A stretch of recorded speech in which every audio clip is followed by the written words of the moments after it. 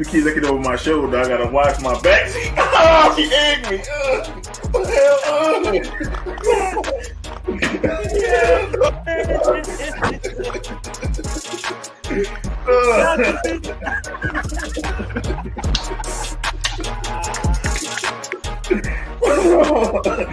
Oh, shit all over my rip out with this jersey. Go get me a towel. Y'all didn't know. Y'all. You fucking owners have handled Judge, gentlemen, retired? Come on! He should have been fired before the fucking season! Joe Judge, quarterback sneak on not one, but 2 times from the fucking 5-yard line!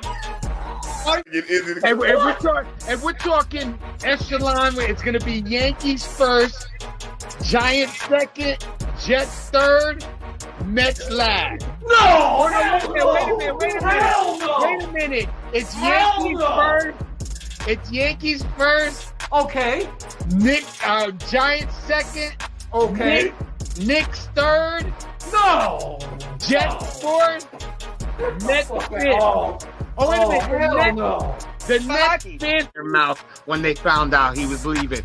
Maybe it was girl number 25 that didn't mind doing it. I'll just put it this way. It's way bigger than Nino Brown, a.k.a. Deshaun Watson. This is way bigger than him. Yeah, that's exactly what this is. That's why he got off, because it's bigger than him and there's bigger people implicated in this. I think it's going to come to maybe 5 years down the line, and then Cleveland going to crumble.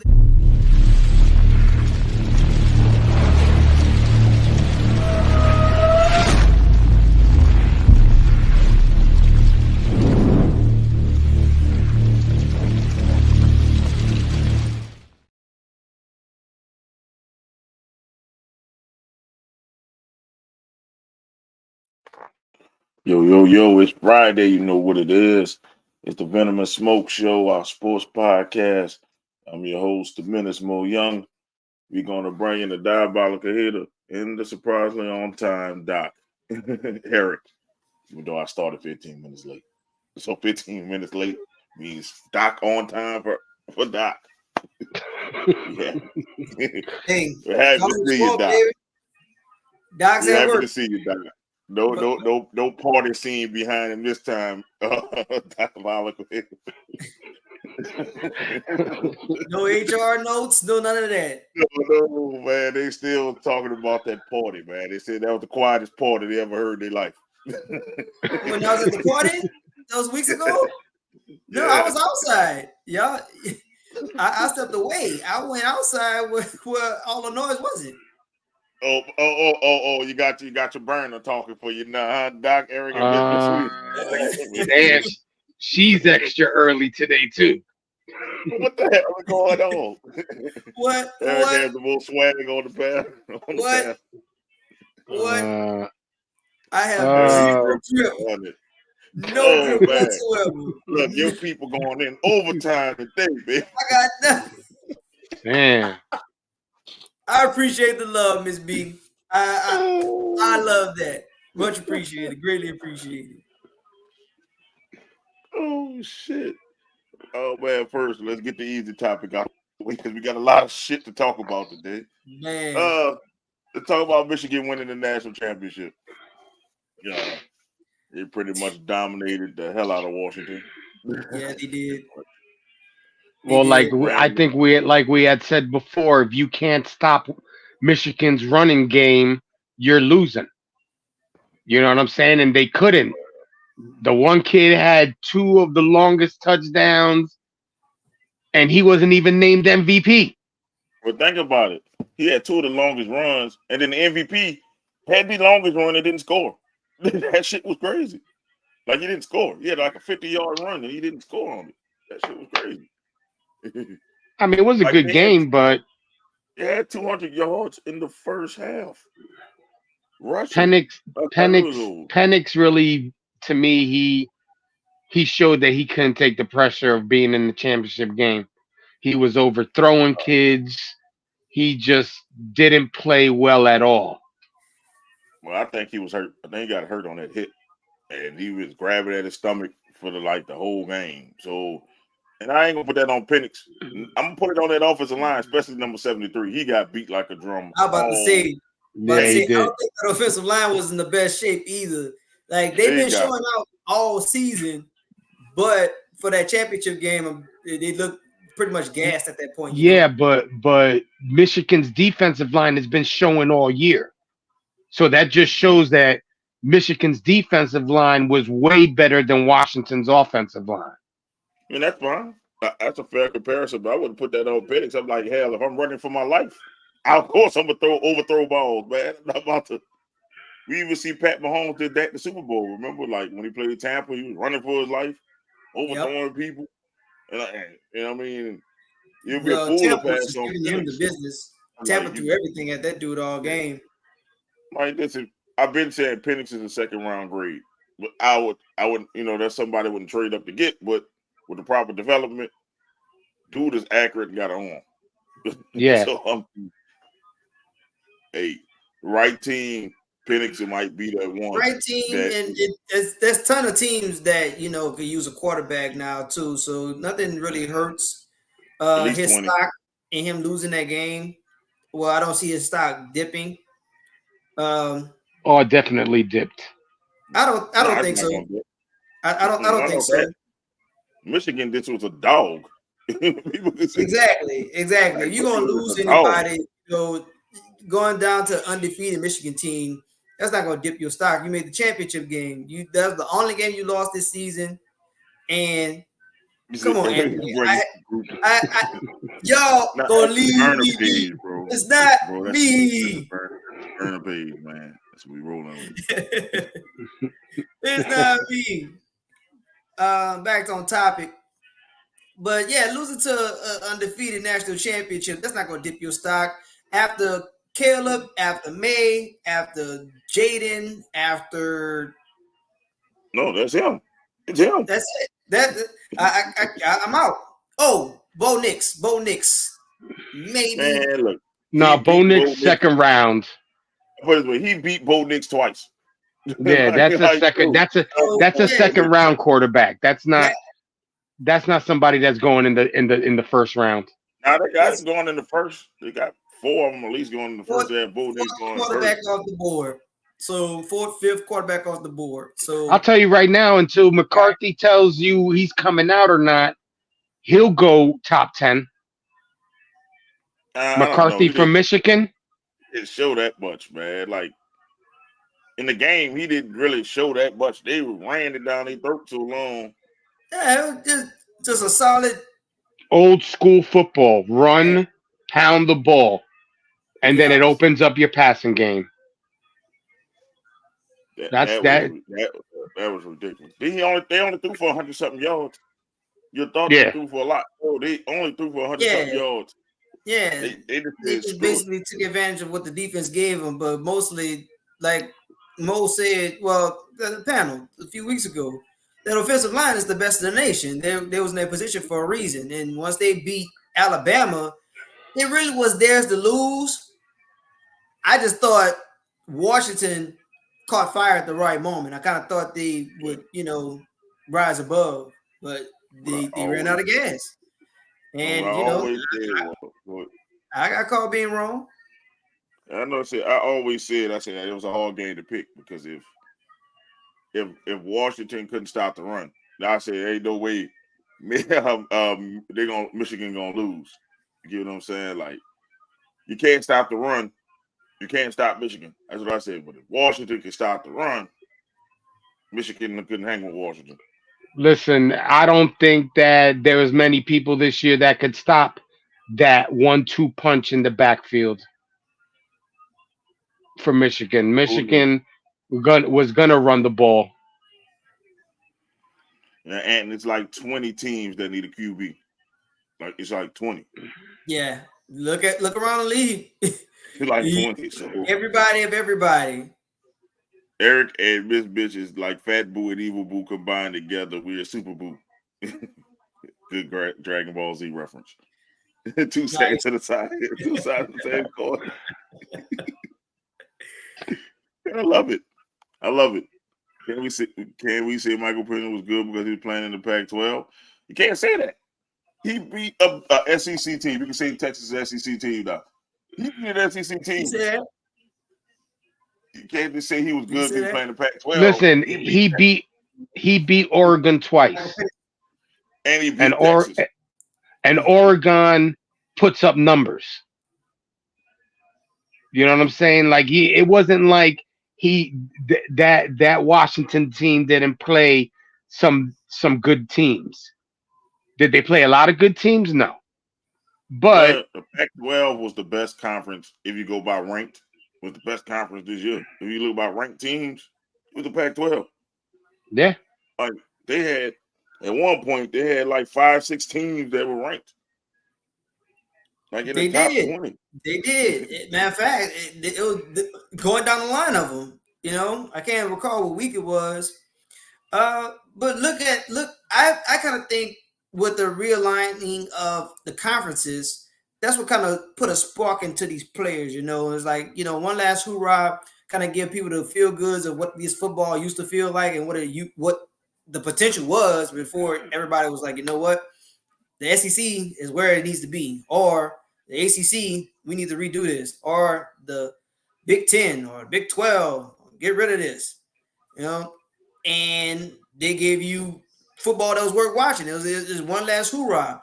Especially with the Pac-12. The Pac-12 with these, you know, teams that you'll never see play each other again, or not, or rather they won't have this rivalry again. You know, it gave you that one last look. You're like, man, this is what I'm going to miss. Because you use that old expression, you don't notice something until it's gone. Well, now, knock, knock, it's going away. And these kids put up some numbers, man. Like, it was a really fun season to watch. I'm sorry that it ended. Yeah, definitely was a good season for college football. Yeah. Well, speaking of college football, old Nick Sabin is out of there.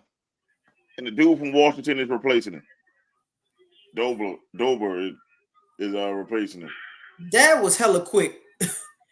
Like, there was rumblings. I'm thinking there was rumblings that Nick was going to retire. That's why Alabama snuck into the playoffs.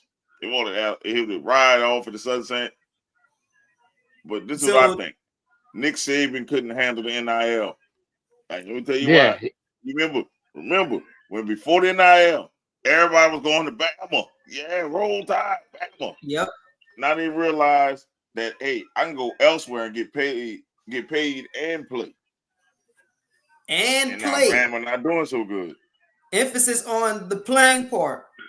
Because there was a lot of things that happened in the last season. That's how LSU got a lot of those transfers. LSU, I want to say, got 2-3 Bama transfers. And they had a joke, you know, when they played in Bama this year, say, hey, you know I would have played you, right? Well, he came to LSU so he could get time. Like he was going to get on the field one way or the other. Like these kids were going to get on the field one way or the other.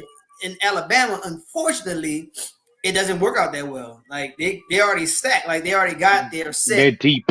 7 on, you know, offense, defense, you know, and special teams. It's like, man, can I really beat out this guy, or am I gonna be willing to wait for an opportunity to come? Like maybe dude get in trouble or you get hurt. And you don't want to wish nothing bad on nobody because you know you actually go on to war with these guys. You know, you practice against them in practice throughout the week, but at the same time, you know, you won't get your shine on too. You won't get your stock up. In Alabama, it doesn't give you that. I'm not saying it doesn't give you that because when you're good, you're good. But let's just say, for instance, if I'm a true freshman, I'm great. Like I'm young. Like I'm hungry. I want to win now. I want to play now. Well, this other cat who's been sitting here before, it's his turn now. Like, for instance, I don't think people recognize that do the audience or people recognize Cam Newton was once on Alabama's team before? Because if you don't, go look it up. He was on Alabama's team. Florida. Cam Newton was on Florida. I thought he was on Alabama at one point. He was on Florida. His freshman year or something like that. He backed up Tim Tebow. I remember Florida, but I thought he was in Alabama too. Nah, he went to Florida, then he went to junior college, and he went to Auburn on that one. He ain't go to Alabama because Alabama wouldn't have let Cam go. I promise, I thought he was on that roster at one point. He was on a roster. Then he was like, "Yeah, nah, I ain't gonna cut out for me here." Then that was Florida. That was Florida, and that's when Florida was stacked. Then Florida, then the junior college, then Auburn. Nah, he never been to Alabama.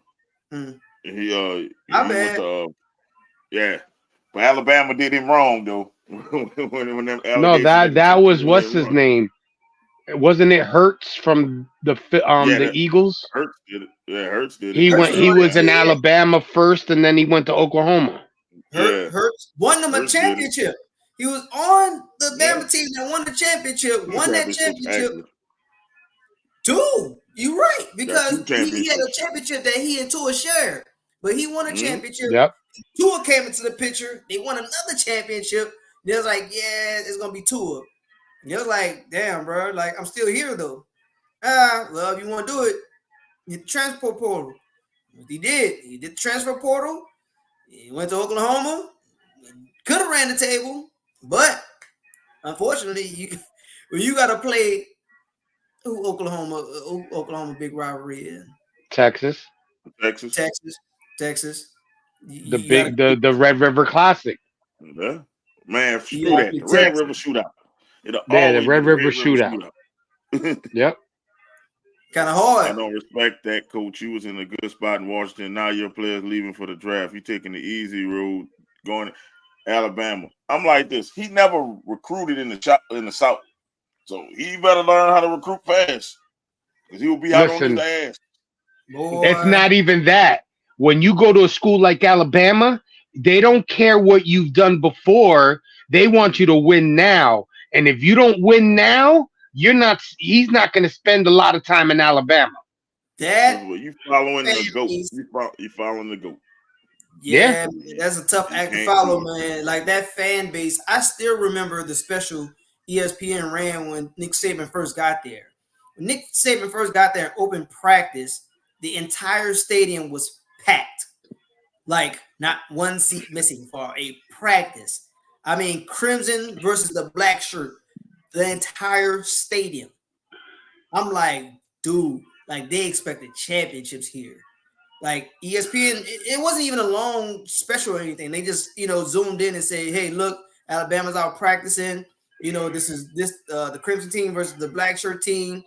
And I mean, them people was just, it was there. Like they were not moving. And this coach coming in following that act, like, my guy, I feel so bad for you. You can't lose. Eric has the number one ball, but look at that. Say, bro, tell your people to calm me down. I ain't that put together. No, they're not. Alabama. Welcome, Sam, baby. They ain't gonna be that. But they're not gonna be what Coach Sabin had. I'm with what he's saying. I think they're gonna take a major drop off. Because because first of all, everybody from Alabama is transferring. That's the biggest thing. They're transferring. So now you got to bring talent in. One of their big receivers just transferred out. Isaiah Bond transferred. So, and if you don't know what you're doing, and if you've never, like you said, he's never caught anybody, he's never gotten anybody or recruited from anybody down south, it's going to be hard for him to rebuild that team. You know what I'm saying? Like, listen, it would have been better if Dion fucking took the shit, because Dion would have bought in everybody. I heard that. That's the only thing I did. I can say about Stephen A. Smith that I did agree with. If they bought Dion to Alabama, good Lord. Because you think about it, he's bringing in all ex-NFL players as his coaches. Good Lord. My good Lord. You know what I'm saying? I think Ed Reed is going to coach for him.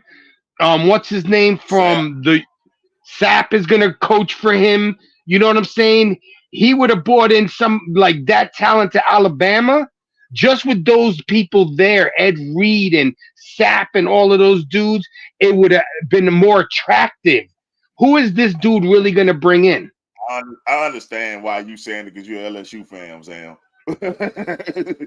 But I know, but Deion ain't gonna leave because his son couldn't transfer again. So that's why he ain't gonna leave. His son can't transfer.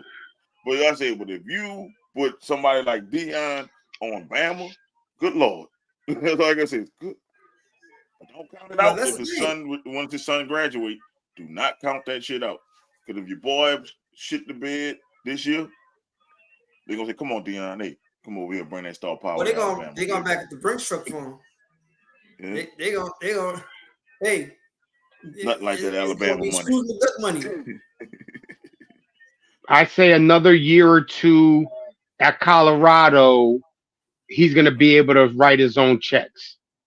They got some dogs. They just picked up another dog. Let's get Bayless as albino black. I wouldn't go that far. Nah. He afraid of the dudes that he does his show with. Oh, yeah, they bully him. Yeah, they do bully his ass. SEC money. Yeah, nothing like SEC money. But you know, the SEC better watch out for Texas. Nothing like Texas money. They're all money. Well, I mean, watch out for the SEC now, so it's really not hurting anything.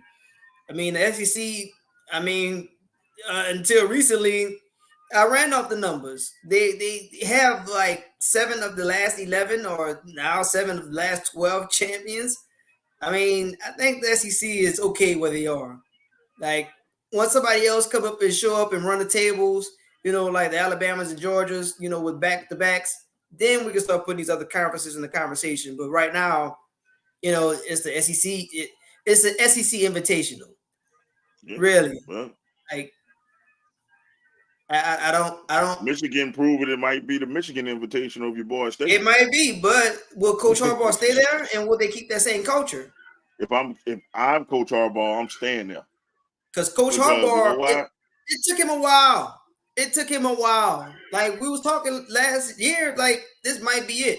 This might be his last hoorah, his last chance for Michigan, and now he got his championship. It might be the perfect. It might be the perfect ending. Like, you know what? I got it. I'm out. And then you go to the NFL. Then I'm back in college.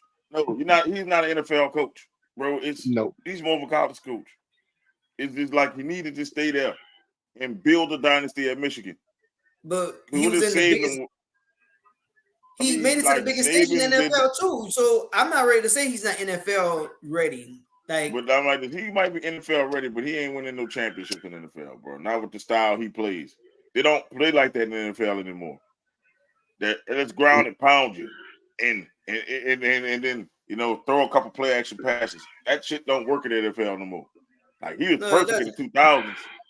Well, like in the early 2000s. His most recent Super Bowl, 2020. What year was that? 2013? The one that was down here. And 13? Yeah. I mean, it's not that far off. I'm like this, bro. If I'm the Harbaugh, you the king of Michigan right now. And every running back, every offensive lineman, every D lineman is coming to Michigan. We already said there was enough piston blood spilled for this sacrifice. Yeah, they did. They're spilling it. The NIL money gonna change all that. Let's see, be more all day. All right, SEC won because it's pure recruiting. I can see them West Coast teams about to make a come up. Yeah, I can see it. It's just the NIL money is a game changer. So if you got like a rich school with a alumni, you got a chance to get players. So you gotta look at who got that money.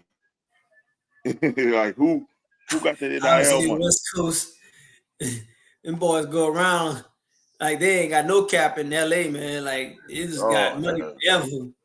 The Rams that came up. People who to watch out for SMU I think SMU going to the ACC, I think, or something like that. They better watch out because nobody got money like SMU. That's straight all money. Look, they were buying things before it became fashionable, bro. People better look up the Pony Express. SMU bought the best players And people like, why the hell all these players going to SMU? All these dudes going here for. Hello. The death penalty. They gave him a death penalty, bro.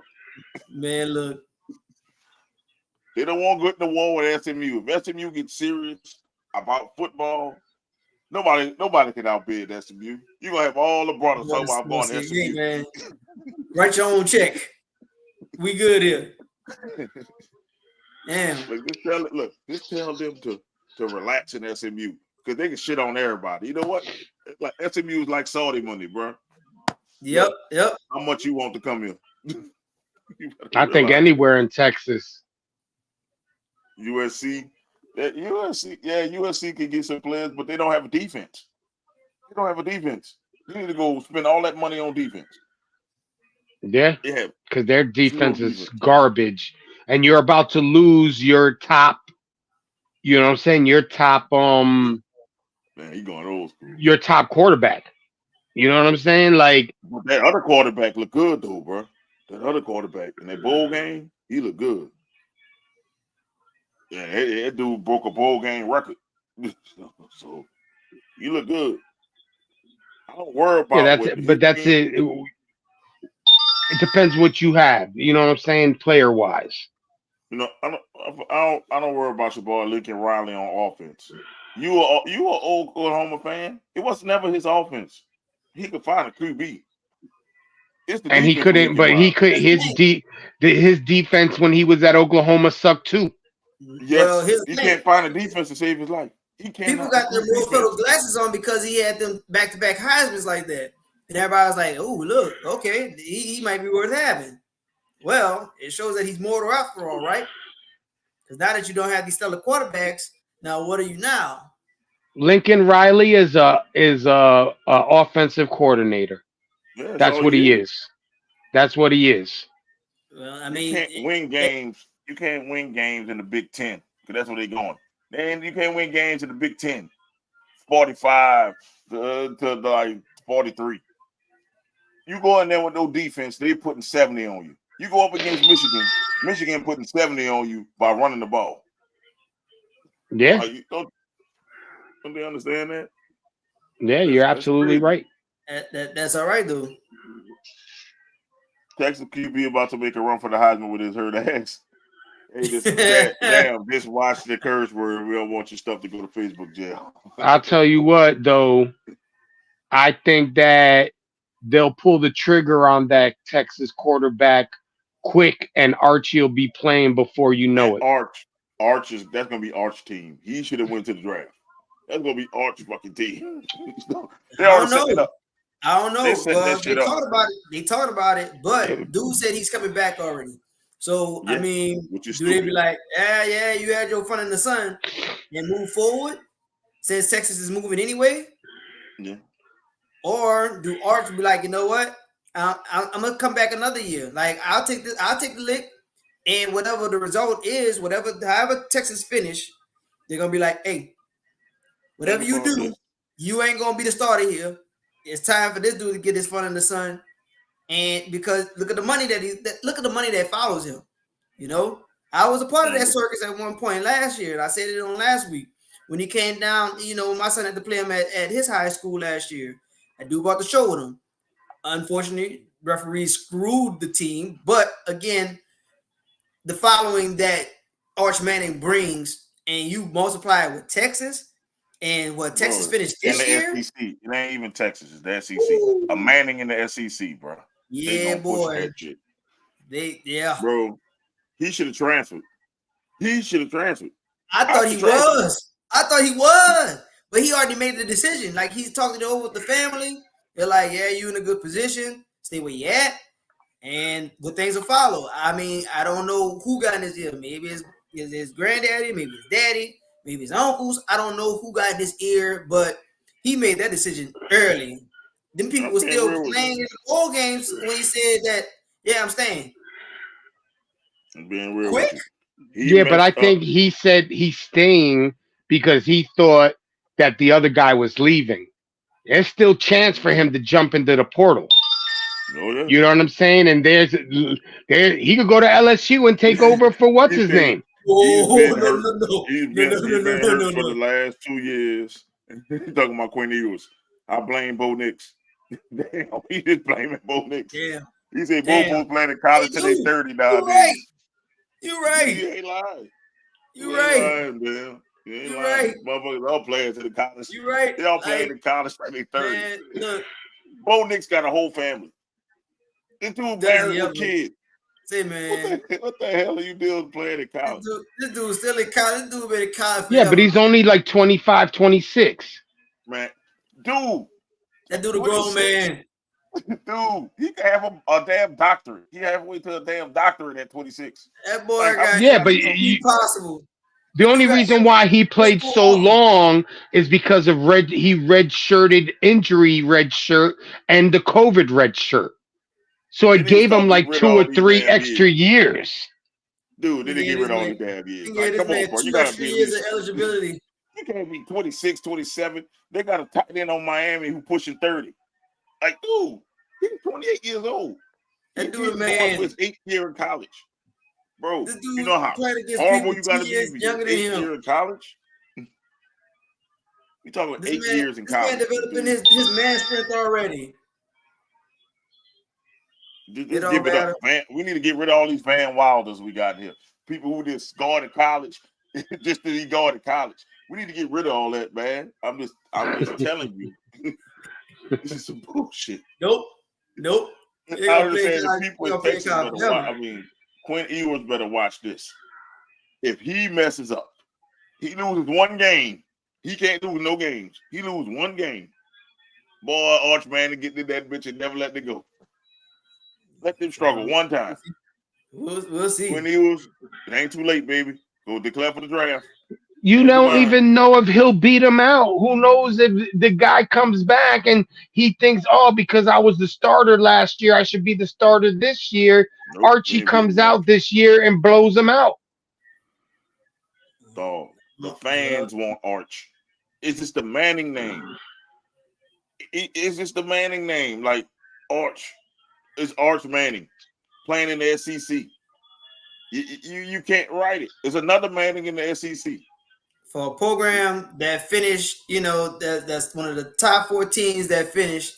They probably, I think they probably ranked the top 5 in the. Bo Nix is the same age as Michael Penix Jr. We about to find this out. Yeah, I know that. No, I think he is because Michael Penix Jr. played. Yeah, he is. He played like 6 years it seems like Bo college. Nix is like 30, but he's only 23 years old. That's crazy. I just looked it up. He's only 23 years old. But he. So you think at 23, if 23 years old, so let's say he graduated at 18, so that would put him 4 years would have been, 22. 22, 21, you know what I'm 22. saying? So you're thinking. It seems like he's been in college a long ass time, bro. It seems like Bo Nix been in college a long. It seems like he's been there forever.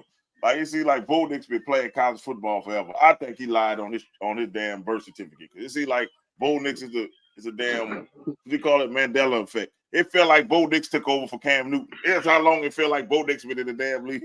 But he did. But it seemed like he took over for Cam Newton, brother. It seemed like Bo Nix been in there for like 20 years. It feel like, man, like he's like shit. Bo Nix still playing. But I ain't got it. It's like I said, that's a Mandela effect. Bo Nix is a Mandela effect because he's like, fuck, this dude been playing for like 7 years. That's what it feel like.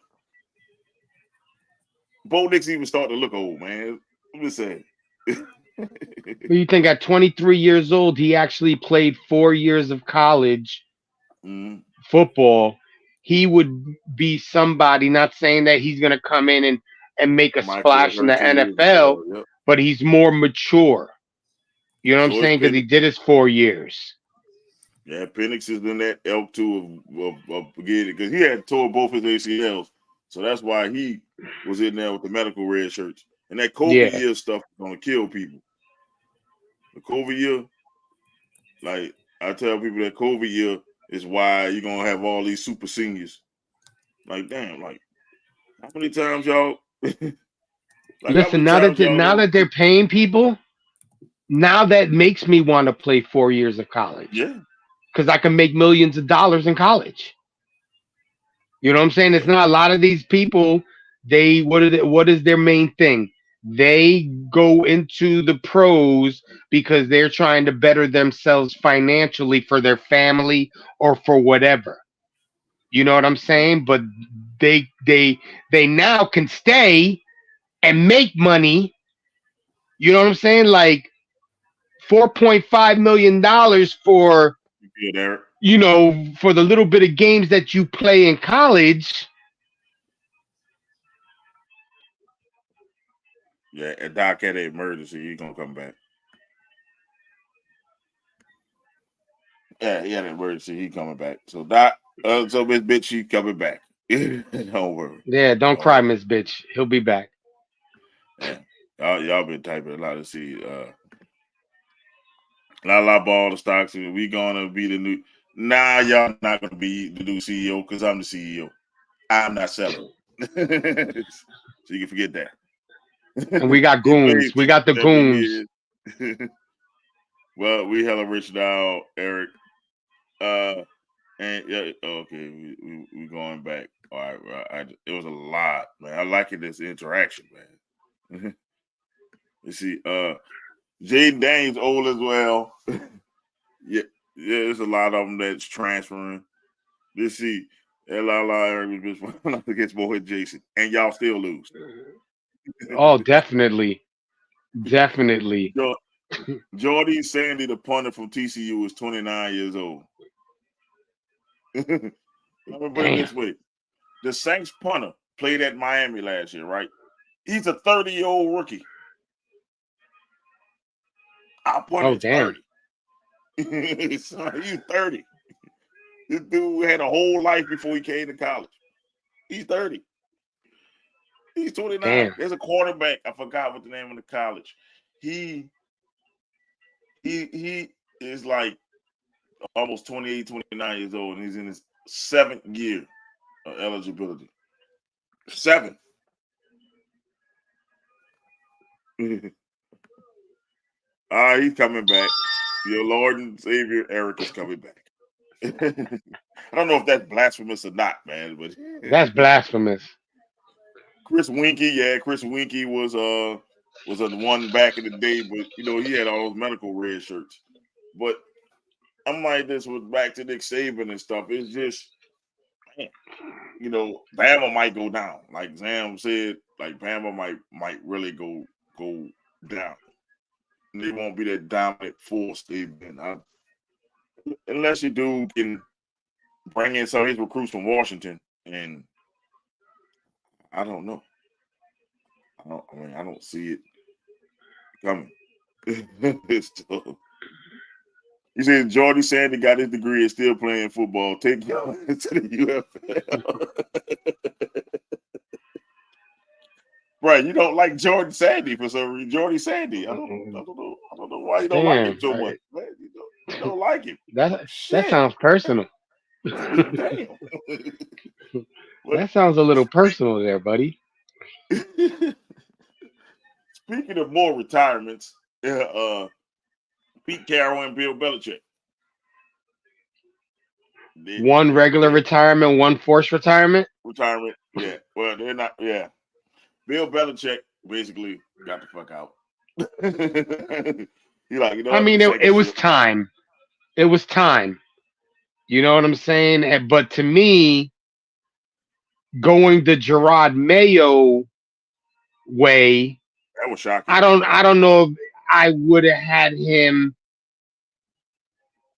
Like, there's so many other people out there that were probably a little bit more qualified than Mayo. I think they've been grooming Mayo, though. I think that's what the plan was. Was grooming Mayo. But let me say this. As a black man, I'm not taking no job in Boston. I'm not taking no job in Boston. He'll be called the hard ER in a minute. You know it's coming. So if they start losing, even though Bill Belichick been losing for the last 3 to 4 years, he ever lose a season, he will definitely be a hard ER. Oh, definitely. In Boston. in Boston. They'll roll If you don't those know what I'm talking R's. about, look, you don't know what I'm talking about, read between the lines. He'll be called a hard ER real quick. They're all in their 70s, right? I think Bill's approaching 70. I know Pete Carroll's in the 70s. I think Pete Carroll was 71. I The think Patriots gonna be sad as well. They don't spend no. That's the problem with the Patriots. Maybe he'll recruit fast people because the Patriots will get these slow ass people in the game changed on the Patriots. That's what happened. See, they didn't have Tom Brady to help them. You can hate him, Jay, all you want, but Tom Brady was Tom Brady made the Patriots because he made them bum ass receivers they used to have look good. The only time he had the number one receiver was when he had Moss. You saw what he did when he had Moss. Those suckers went undefeated in the damn in the season and lost Super Bowl. He had Moss. And when he had talent, Tom Brady was ridiculous. No talent, he was making them bums look good. Bill Belichick was winning with nothing. He was winning with nothing. But then the game changed when he got Mac Jones. I don't think they should have got Mac Jones. Mac Jones ain't it. And not only that, they don't. A lot of these NFL teams got to stop thinking that when these quarterbacks come out of college that they're ready to run a team. You know what I'm saying? You're only gonna get that. Listen, out of all the quarterbacks that were drafted this last year, CJ Stroud is the only one that actually was ready to run a team. And we said that. Well, I said that at least during the damn draft special that hey, CJ Stroud is the man. like the Panthers really screwed that up. Yeah, they did. They screwed that one up. Not if you interview within. See, if you promote within, you don't have to do it. Like, but they met the quote. Use a rule. You have to interview people for the head coach. I'm like this. They fit the Rooney rule. They hire a black coach, so they didn't have to do it.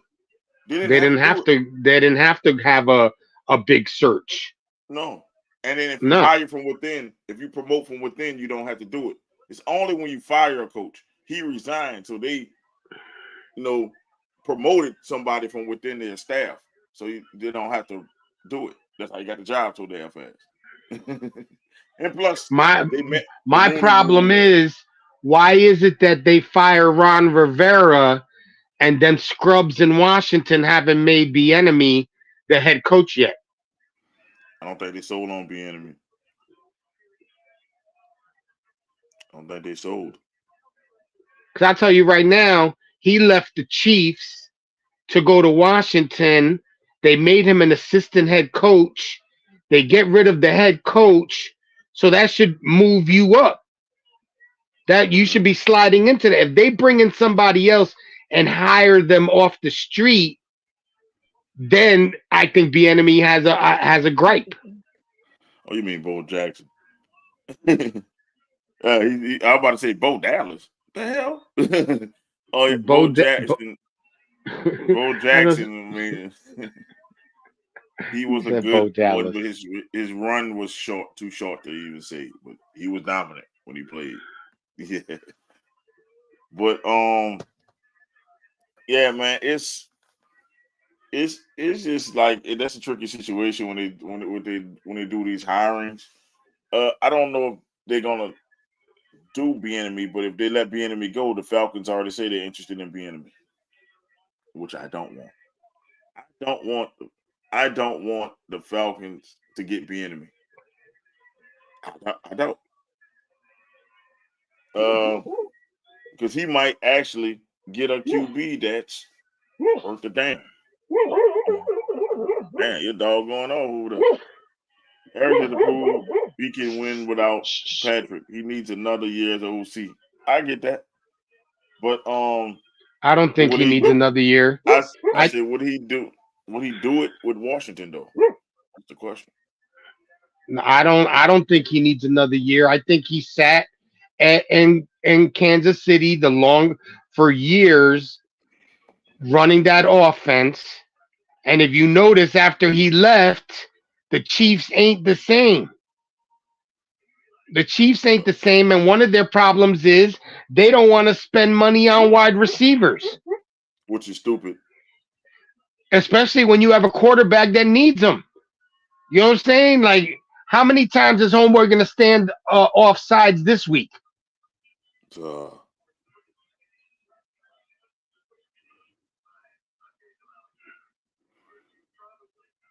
You know, I think that, I mean, yeah, we still have time. The season hasn't ended yet, but you saw how quick they named a replacement for Sabin. They, you know, look, Texas was smart. Texas said to their head coach, "You ain't going nowhere. Here's 4 more years, $80 million." They wasn't trying to lose Sarkanian or whatever the hell the guy's name is. They don't, you know, these teams got to start making moves now because free agency will be on us very quickly. And if you got a set coaching squad, you're better off to set your team up right. As they should. I'm just saying it's I believe they need to I don't know. It's just weird. He said I'm looking at his stuff. Bill might shine with the Falcons. I think Bill Belichick better he better just retire, man. Don't go somewhere else and mess up your legacy. Nah, you know what? I think he's gonna end up swooping in and taking that Chargers job. Oh, that would be ridiculous. I think that would be, honestly, for him and for what he did in New England, that's probably the best fit for him. Would be that because he'll have a, a a great starting quarterback. He'll have a halfway decent defense. You know what I'm saying? And then you build from there. And then you bring in what's his name as your offensive coordinator. I'm like this. I'm like this. Is he too old for that team though? That old school shit don't work no more. Anthony Doc already proved he could go. All right. Chiefs just got wide receivers that can't get. This is the thing with the Chiefs. You had a chance to get some veteran receivers in there that was worth the damn. You could have used DeAndre Hopkins. You could have used OBJ. They all could catch better than those receivers. The Chiefs had a chance to get a lot of people. They had a chance to draft receivers. They didn't draft a receiver until the second or third round. They better go in there and get one of these receivers. They better trade whatever capital they have to get Malik Davis or I know they can't get Marvin Harrison. Get the other kid from LSU. Forgot his name. They better go grab some of these receivers. The kid from Washington. They better get a receiver. Because if they don't get a receiver, I have to see Pat Mahomes after a while forcing his way out of Kansas City. Like, you know what? We can't do this shit no more. Like, I don't know what free agents they're gonna be, but I'm sure there's gonna be some quality, you know, Mike Evans from the Buccaneers. They better get Mike Thomas from the Saints. Michael Thomas from the Saints. We let them go. Look, if he can stay healthy, that's a good pickup. They're going to go for risk over reward now. High risk, high reward players. Like people that have injury histories but are great receivers. They better go get Mike Thomas because they need to go full court pressure on receivers because this is ridiculous. This is horrible. The AFC isn't getting weaker. The AFC is getting stronger. Yeah. So they have to roll with everybody else. You know what I'm saying? They thought Travis Kelce. I'm sorry, Travis Kelce just one guy. And as you've seen in the last couple of weeks, he could be taken out of the game. You know what I'm saying? You could eliminate that threat by actually guarding him or putting people on him that could guard him. So if you don't have other options, yeah, Pacheco was nice as a running back. He's gonna get his, but unless you got a awesome offensive line, you can't, like we said earlier with Michigan, you can't run the ball all the time. In the NFL, you got to throw the ball. And yeah, does he throw the ball? But recently, in this last season, his numbers are not as good as they've been. And as you get older, you lose a step. You don't gain a step. I don't believe he should have been the Pro Bowl wide receiver. I mean, tight end. Travis Kelce had a horrible year. It's a popularity contest. We already know that. Yeah, I know. He had a horrible year. Like, he wasn't focused. I think that succubus Taylor Swift has a lot to do with it. He had a horrible year. Like, he wasn't as effective as he usually is. And I'm like, you need more than just Travis Kelce to win the game. One of these goddamn receivers better learn how to catch, or they won't make it out the first round. And it's gonna be a super cold game. It's gonna be it's gonna be an ice bowl game. -4. -4 degrees on Saturday night, supposedly at game time. I'll put it this way: no receivers ain't gonna catch in -4 degree weather. Nope. They don't catch on sunny days. So it better be a Pacheco game because these damn receivers can't catch. And anybody who played football in the cold weather know that ball feel like a fucking brick hitting your hand. In like 30 to 40 degree weather, it feel like a damn brick hitting your hand. So I know in -4 degrees. Dude, it's gonna be worse in fucking Buffalo. I believe it. It's snowing right now in Buffalo. And it's supposed to snow from today until next Saturday. So you're looking at tomorrow, because I think Buffalo plays Sunday. Tomorrow they're supposed to get over a foot of snow. Man, shit on that. I'm glad I live in the South, bro. I'm glad that when we moved upstate New York, we didn't move that far upstate. A foot of snow. Shit. Foot of snow, my ass. Yeah. You think I'm gonna be sitting out there in Orchard Park? Not me. Unless I got, battery operated everything. I want one of those vests that heats up, underwear, socks. If I could put some batteries in my boots, I'm putting batteries in my boots. Hell no. Listen, I went to a Jets game once where it was freezing rain.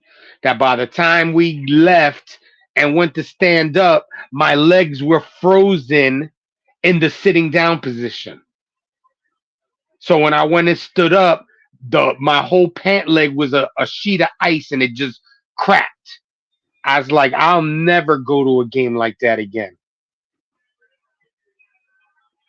Not even a championship game. Fuck that. I ain't freezing my ass. I froze my ass. Oh, man, I'm never doing that again. I would never do that. I remember my family telling me when they see my uncle played in Philadelphia. They said, man, they tried to sit out there. And then they said they had to go in the suites. They said because it was too damn cold. They said they couldn't handle it. People from New Orleans can't handle nothing under 50. You're right. If you get 50, you get 50, the big coat's coming out. The big bubble coat's coming out. People dressing in fur and shit down here in the 50s. I got a good friend of mine lives in Alabama. The other day he was telling me, yo, it's 53 out here. And I was like, shit, that's heat wave here. He was like, hell no, that's too cold. He's like, that's too cold. I had to go get my hoodie on. I was like, shit, I go outside in 50-degree weather with a t-shirt on. He was like, we don't like the cold down here. I was like, then don't come visit New York now. Right now, I'm looking at 41 right now. And that's a heat wave for up here. I'm okay. It's okay. That's an okay thing. You know, it's just we can't handle that. We can't handle that too much cold. Like it's like Monday. It's gonna be in the 20s. Boy, they ain't gonna know what to do. Nobody gonna know what to do. I guarantee you. I guarantee you. The city gonna shut down. Damn. We can't handle the 20s. Boy, we can't handle the 20s, boy. Bridges be icing over and stuff. You can't handle no damn 20s. You don't know how to ride nice. That's crazy. Oh man, let's see. Eric said Kelsey got caught up. Yeah, he got caught up. I don't know. See, I'm not blaming his lack of play on his girlfriend. That's him. That is him. There's no way that little skinny bitch is doing anything to fuck his gameplay up. That's him. Maybe she's. Well, then he needs to leave the cuddy alone on Saturday nights. You know what I'm saying? Save the cuddy for Mondays. I'm not blaming that on him. I mean on her. So the next one we're gonna go in on is the Saints thing, but I'm waiting on Eric to get back to talk about that one. The Saints victory formation scandal. I guess we could talk about Stephen A. going in on Jason Whitlock. I don't know if y'all heard on his podcast. Stephen A. went 30 minutes, I can say straight, on Jason Whitlock. As you know, I'm not a fan of both of them, but I could tolerate Stephen A. more than Jason Whitlock. But I'm like, I've been telling people for the longest, Jason Whitlock ain't shit. Like, he ain't shit. Jason Whitlock is a horrible human being. He I didn't hear exactly what was said. It's basically, he pushed every black writer away from him with his ideologies, and he talks about all his contemporaries and all that. If you know, you know. Jason Whitlock is that minority that think whiteness is godliness, bro. It's like that. It's like one of the ones you want to punch in the face. So Jason Whitlock is an ass kisser when it comes to a bootlicker. Yeah, a bootlicker, exactly. That's a better term for him. A house Negro. You know the real term. He's a house Negro. That's what he is. He's Uncle Tom. I'll coon for your boss. Hard ER. Not the A. He's a hard ER. He's a house hard ER. That's what he is. I'm just saying, he's like, I'll coon for your boss. That's how the type of person he is. I'll say this for your boss. That's him. Yes, sir, master. That's him. So he's like Samuel Jackson from Django. Yeah. Perfect analogy. He is the Samuel Jackson from Django character. If you listen to Jason Whitlock, he never says anything positive about black people. When it was Kaepernick stuff, he was trying to shit on that, how un-American it is, and I said, okay, that's your opinion. Anytime somebody do something, it could be something racist happen. Oh no, it's not about race. We make our own. It's like, stop bootlicking. Like, you don't got to bootlick, bro. And then then we find out all that bootlicking made him why he's on basically not getting paid. He basically on this channel that nobody watches. Like, he's on this free channel, and it's like it's ridiculous. Yeah, he did. He exposed Whitelock. We're gonna start calling him Whitelock. There you go. He He Uncle Ruckus on not steroids. Listen, he's not Uncle Ruckus on steroids because he's not built. He's Uncle Ruckus who ate Uncle Ruckus. That's what the hell he is. Uncle Ruckus that ate Uncle no Ruckus. neck ass. Man, don't let me started on fucking Jason Whitlock. Look, if I saw Jason Whitlock in the street, I was sleeping. Just for the black delegation. I would sleep him. Like, good night. Because it's like, why? The stuff you say is self-destructive. He was on Fox Sports. That's what he used to piss me off because you know who watches Fox Sports. You know what audience watches Fox. We all know which audience watch Fox. We ain't stupid. We all know Fox is like heavily right-wing like a motherfucker. We know. Yep. And you was saying all that destructive shit on a heavily white, to heavily white audiences. And then, you don't think that stuff is destructive. Bro, we all fall under the same umbrella when you're a minority, bro. You all fall under the same umbrella. No matter if you're a rich one. Jay-Z said it best of the story of OJ. Rich, hard ER, poor hard ER. Doesn't matter. No, you're right. You're totally right. That's what it is. Like, it doesn't matter. Kissing ass won't make it better. Trying to assimilate won't make it better. You might as well tell the truth. Stephen A. don't like to get in all that. And he's a loudmouth. I think he's a loudmouth, but he was right on that. It's like, dude, I don't speak on you, and you keep speaking on me. So it's being real, man. Like, the black delegation would not take Whitlock. Dude, the black delegation, look, I'm going to tell you, I'm going to take it a step forward. If this was slavery time, Whitlock would have been one of the slave Harriman Tubman would have shot. That's the one she would have shot. That's the one that would have ran back and told everybody where the slaves are going. He would have been the one that Harriet Tubman shot. Because nobody likes this dude, bro. Like, how can you? I'm like, some of the stuff he says, bro. He's like trying to appease where the money comes from. That's what it is. He's not getting no money though. That's what Stephen A. said. He's not getting no money that we know of. No, he's not. You know what I'm saying? Because he runs everybody off, and even the people he trying to appease say, "Nah, man, he too controversial. Nah, man, look, black people spend money too." That's what he's saying. That's what people say. They spend money too. We don't want that stank on us. They spend money too. And that's what happens, man. Look, Whitlock is a Stephen. Nah, he's a Steve. That's who it was on Django, Stephen. And it's like Whitlock. It's like, why Whitlock?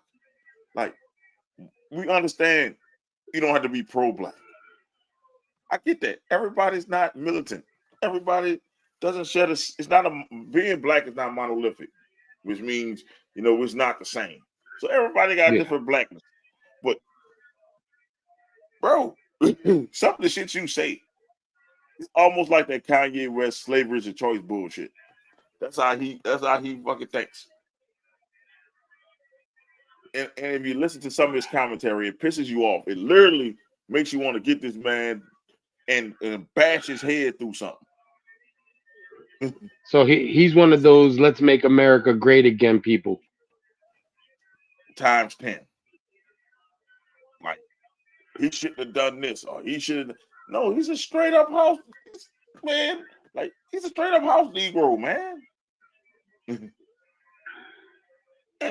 it's like, dude, you can kiss all the ass you want, bro. If you're not bringing them no money, they gonna show you a naysayer, as Eric said. My naysayer. Yes, they gonna show you that you're a naysayer. But that's how America works, man. No matter how successful you are as a minority, they will always show you're a minority. You think you're sitting at that table, you're not sitting at that table. You'd be lucky to sit at the children's table on the side. You better make your own table because you ain't sitting at their table. ain't allowing you to stay at their table, bro. Everybody know this. Everybody got a table, and this goes for any person of color in any position in any position of power. You think you sitting at the table with the big dogs when you really at the kiddie table. That you make your own table. That's what I try to do. You make your own table, you can sit at whatever table you want. As long as you answer to somebody, you are never at the table. So you can do what you want. You can say what you want. You can try to. You can try to be. You know the thing in slavery, the worst thing was the black overseer. That's what he tried to be. He never want a black overseer because they go overboard more trying to prove their work to their master. That's the worst thing in the world to do, is to see a black overseer. And they got a lot of black overseers in the workforce, regular workforce. I say it don't never be your kind. It don't never be the other person that you're supposed to, the other race that does you wrong. In workplaces, let's say it that way. It's always yours that fucks over you. Yeah. Let's look at it. No matter what race you are, it's always yours who fucks over you if you're a minority. It's always yours. They're like, you know what? I gotta please my boss. And it's always yours that fuck over you. And I tell it to anybody, like, yo, I don't want a black supervisor when I work. I don't want one. Because you know what? They are the worst. My kind is the worst. No want one.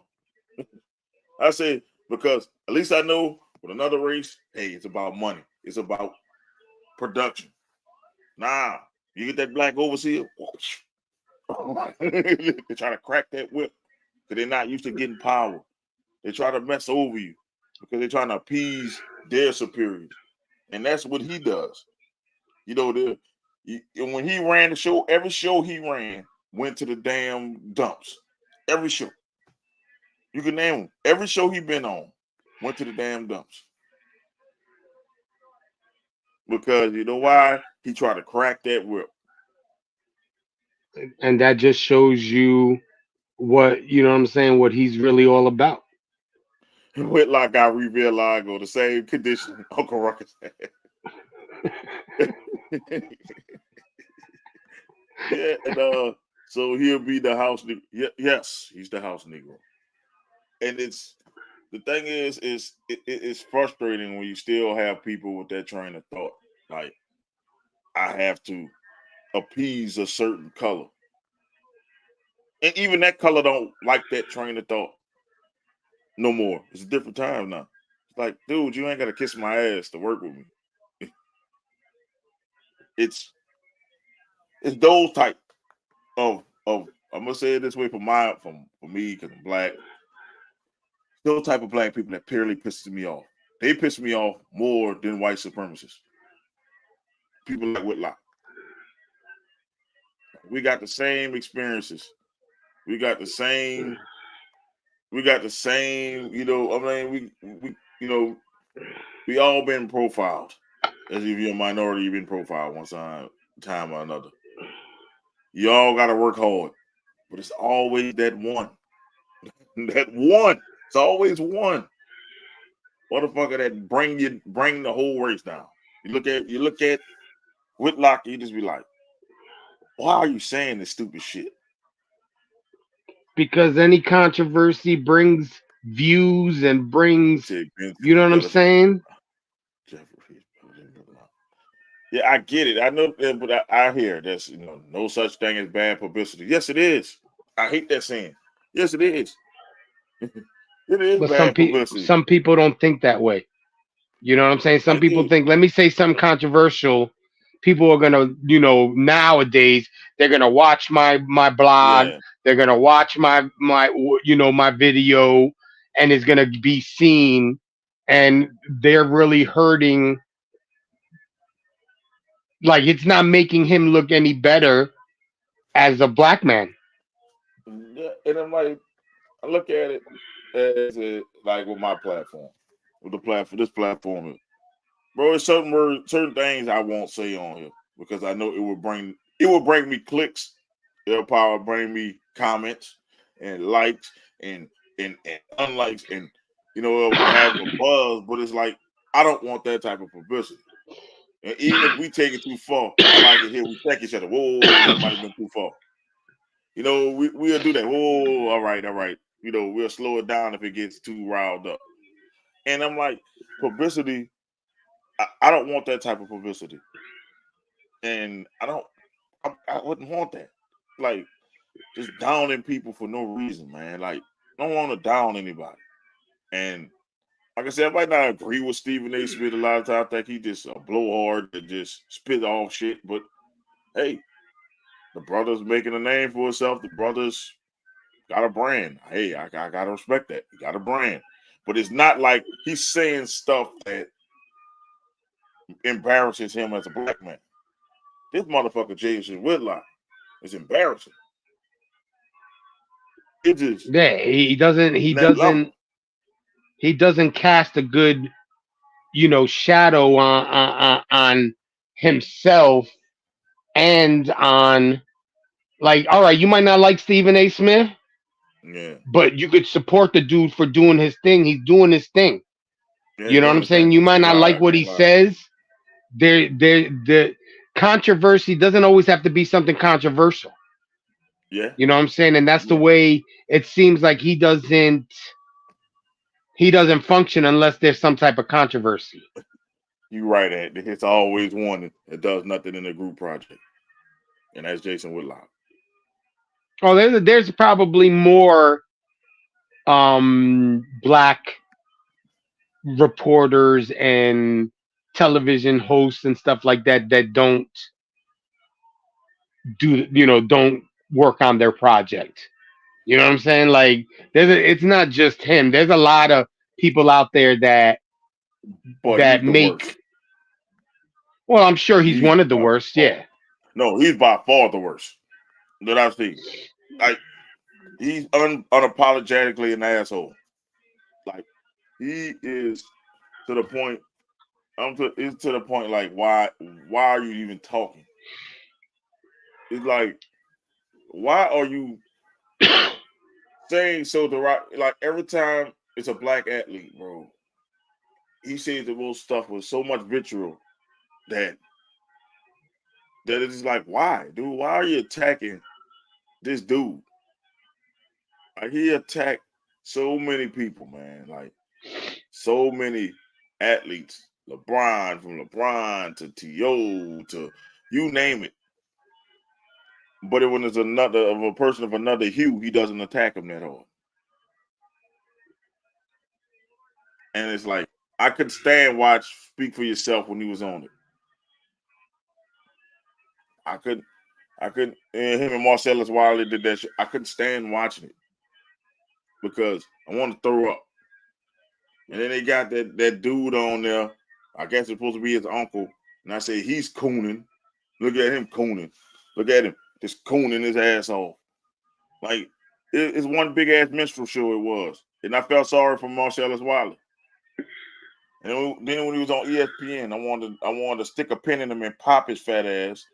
And I mean, because it's just like, it's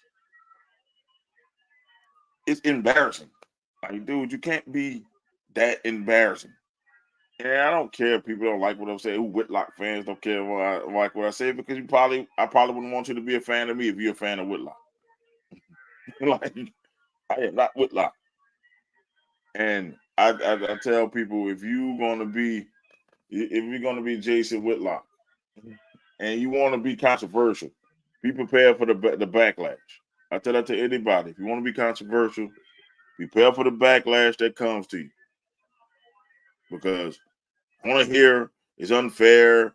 I applaud it when he loses jobs, and I don't really applaud when somebody loses their job. I was happy when he lost his jobs, because you open your mouth, you don't realize how powerful your platform is, and you open your mouth. That can possibly be detrimental to other black folks out here. Give people ideas that, oh well, he's thinking like that. It must be true. And that's the problem, is when you have a platform like that, you shouldn't be Oh, Yeah, she's hot. yeah. She's eye candy. You know, you gotta have one female on there now. That's the new platform for most people use. They'll put a female on there, and yeah, her job is to moderate, but she's the worst moderator I've ever seen. She doesn't really moderate, and then when she talks, her tone is off. She's not a good moderator, but I'll still hot. tolerate her over Whitlock. I'll tolerate her over Whitlock. I can listen to her talk more than Whitlock.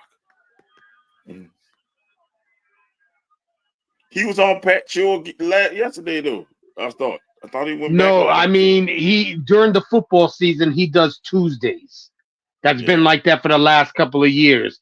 It's just that the championships we're going into the championships and he's just now starting his off season. Nah, he said something controversial about Jimmy Kimmel, so they ain't want him Fuck on. Jimmy Kimmel. He said Jimmy Kimmel's on the list. What's his name's list? That's what he said.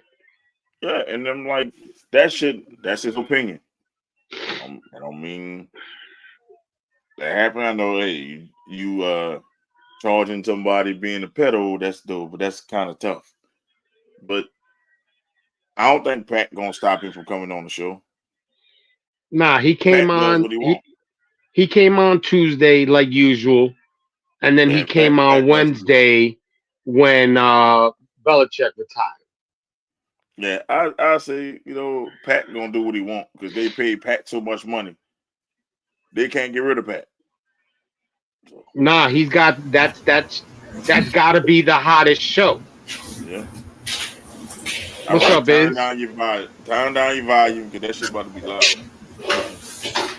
I can hear it now. Better? Yeah, much better.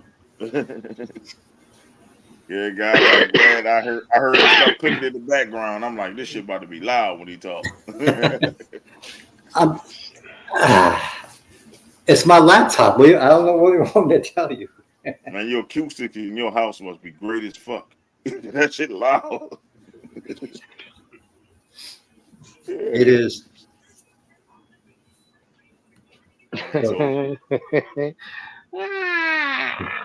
But go on, please. I'm just saying with the stuff with Pat. I mean, they're not gonna touch Pat. Pat called out his boss, and nothing happened to Pat. Nothing's happened to him. Well, not yet. Not yet. They're still they're investigating. They're not because his sports show is the one that I enjoy watching the most. Yes. Out of all of them, all the First Take, Wake Up Early, and all these other shows, the Pat McAfee show is just more like if it's us just chilling and talking shit. And that's what it is in real life. You know what I'm saying? That's a real life show. He's got mixed match people, on there. He brings in the right people to guest star on the show. He has Pagano from that used to be the Colts coach. You know what I'm saying? He comes in and works a day a week. You got TJ coming in once a week. You got what's his name always on the second hour. AJ Hawk. That the chemistry between him and his people it's a great fucking show. It is. It honestly is. And he has a great personality and sense of humor, which draws you to watch it. And not a bad punter in the NFL, by the way. No, he wasn't. Damn good punter. He did what he was supposed to do.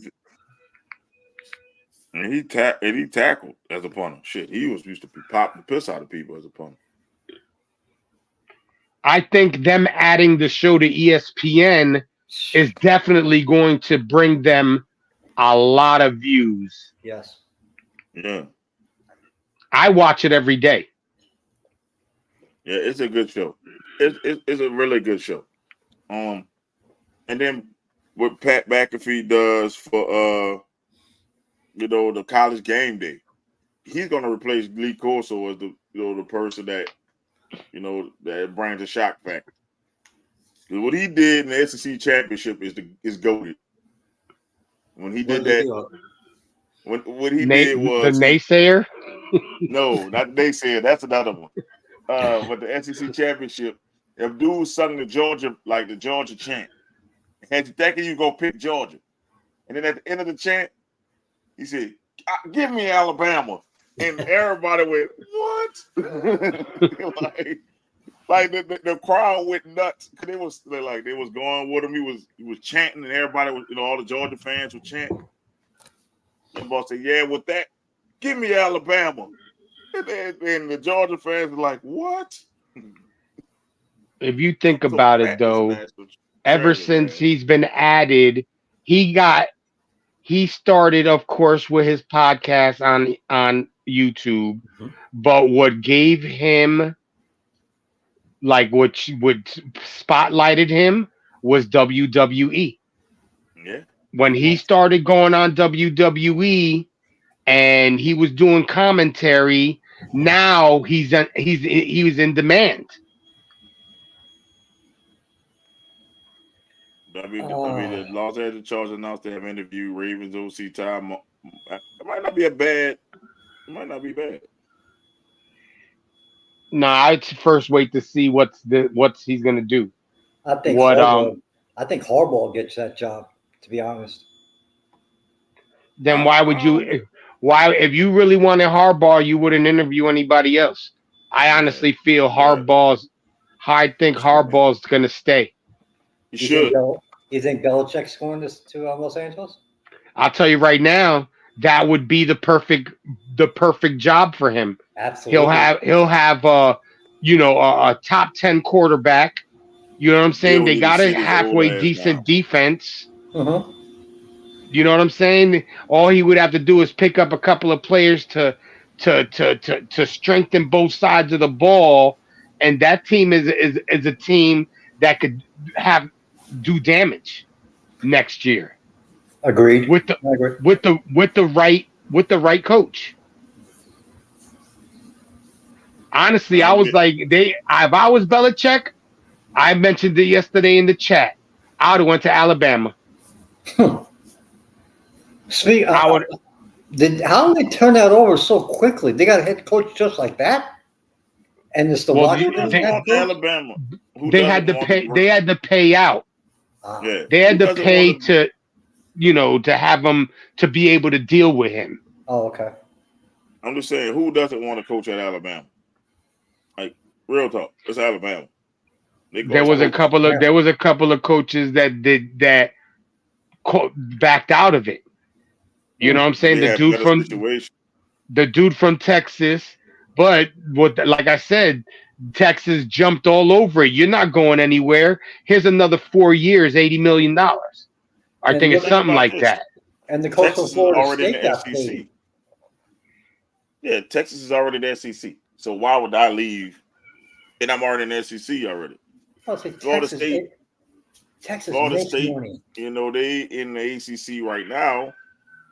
Why would I leave? And all I got to do is get a little better, and I can make the college playoff next year with 12 teams in the ACC. Mm-hmm. Those were shit that made sense. But Washington going to the Big Ten, I think. Washington know they ain't big. The Big Ten showed Washington, you're Washington. And we the Big Ten. They're not going in there. The Oregon coach was smart for Oregon State because it's like I got weapons. Why would I leave? I think the Oregon coach is trying to make his own legacy, not live off of Sabin's legacy. Nothing wrong with that. This Washington coach knows this might be it for him to cash out. Listen, in the last couple of seasons with Washington, he was 25-3. So it's not like he's a sucky coach. I think he's like his thing is like 154-12 in his career. Yeah. I mean, he's not a sucky coach. But he ain't but he ain't going. He got to realize, welcome to SEC football. and you're going behind the GOAT. It's no disrespect to Bear Bryant, but the GOAT of Alabama is Nick Saban. You think Nick Saban now? You think about Alabama football. You don't think about Bear Bryant anymore. You think Nick Saban. Mm-hmm. Yep. And to think about it, Saban fell off the Belichick tree. And think about it. He was a GOAT at 2 schools because he was a GOAT at LSU before he left. Yeah. So he's the GOAT. He's the GOAT coach. In college football is Nick Saban. He made the college playoffs, the Alabama Invitational. It's like Alabama showing up. Who's showing up in second? That's how it was for a long time. So good old Saint Nick is the GOAT. And you following the GOAT. Just like Gerard Mayo is following the GOAT at the Patriots. Good luck. You never want to follow the GOAT. I'm about to say, Ryan Mercy. Why would the Patriots want to stay in that Belichick tree when they could have gone someplace else and just started fresh? Because it's successful. It's the Patriot way. They want somebody to keep the Patriot way, which means we're going to keep the cheap players, and we ain't got to pay. We ain't got to pay. we ain't doing all that.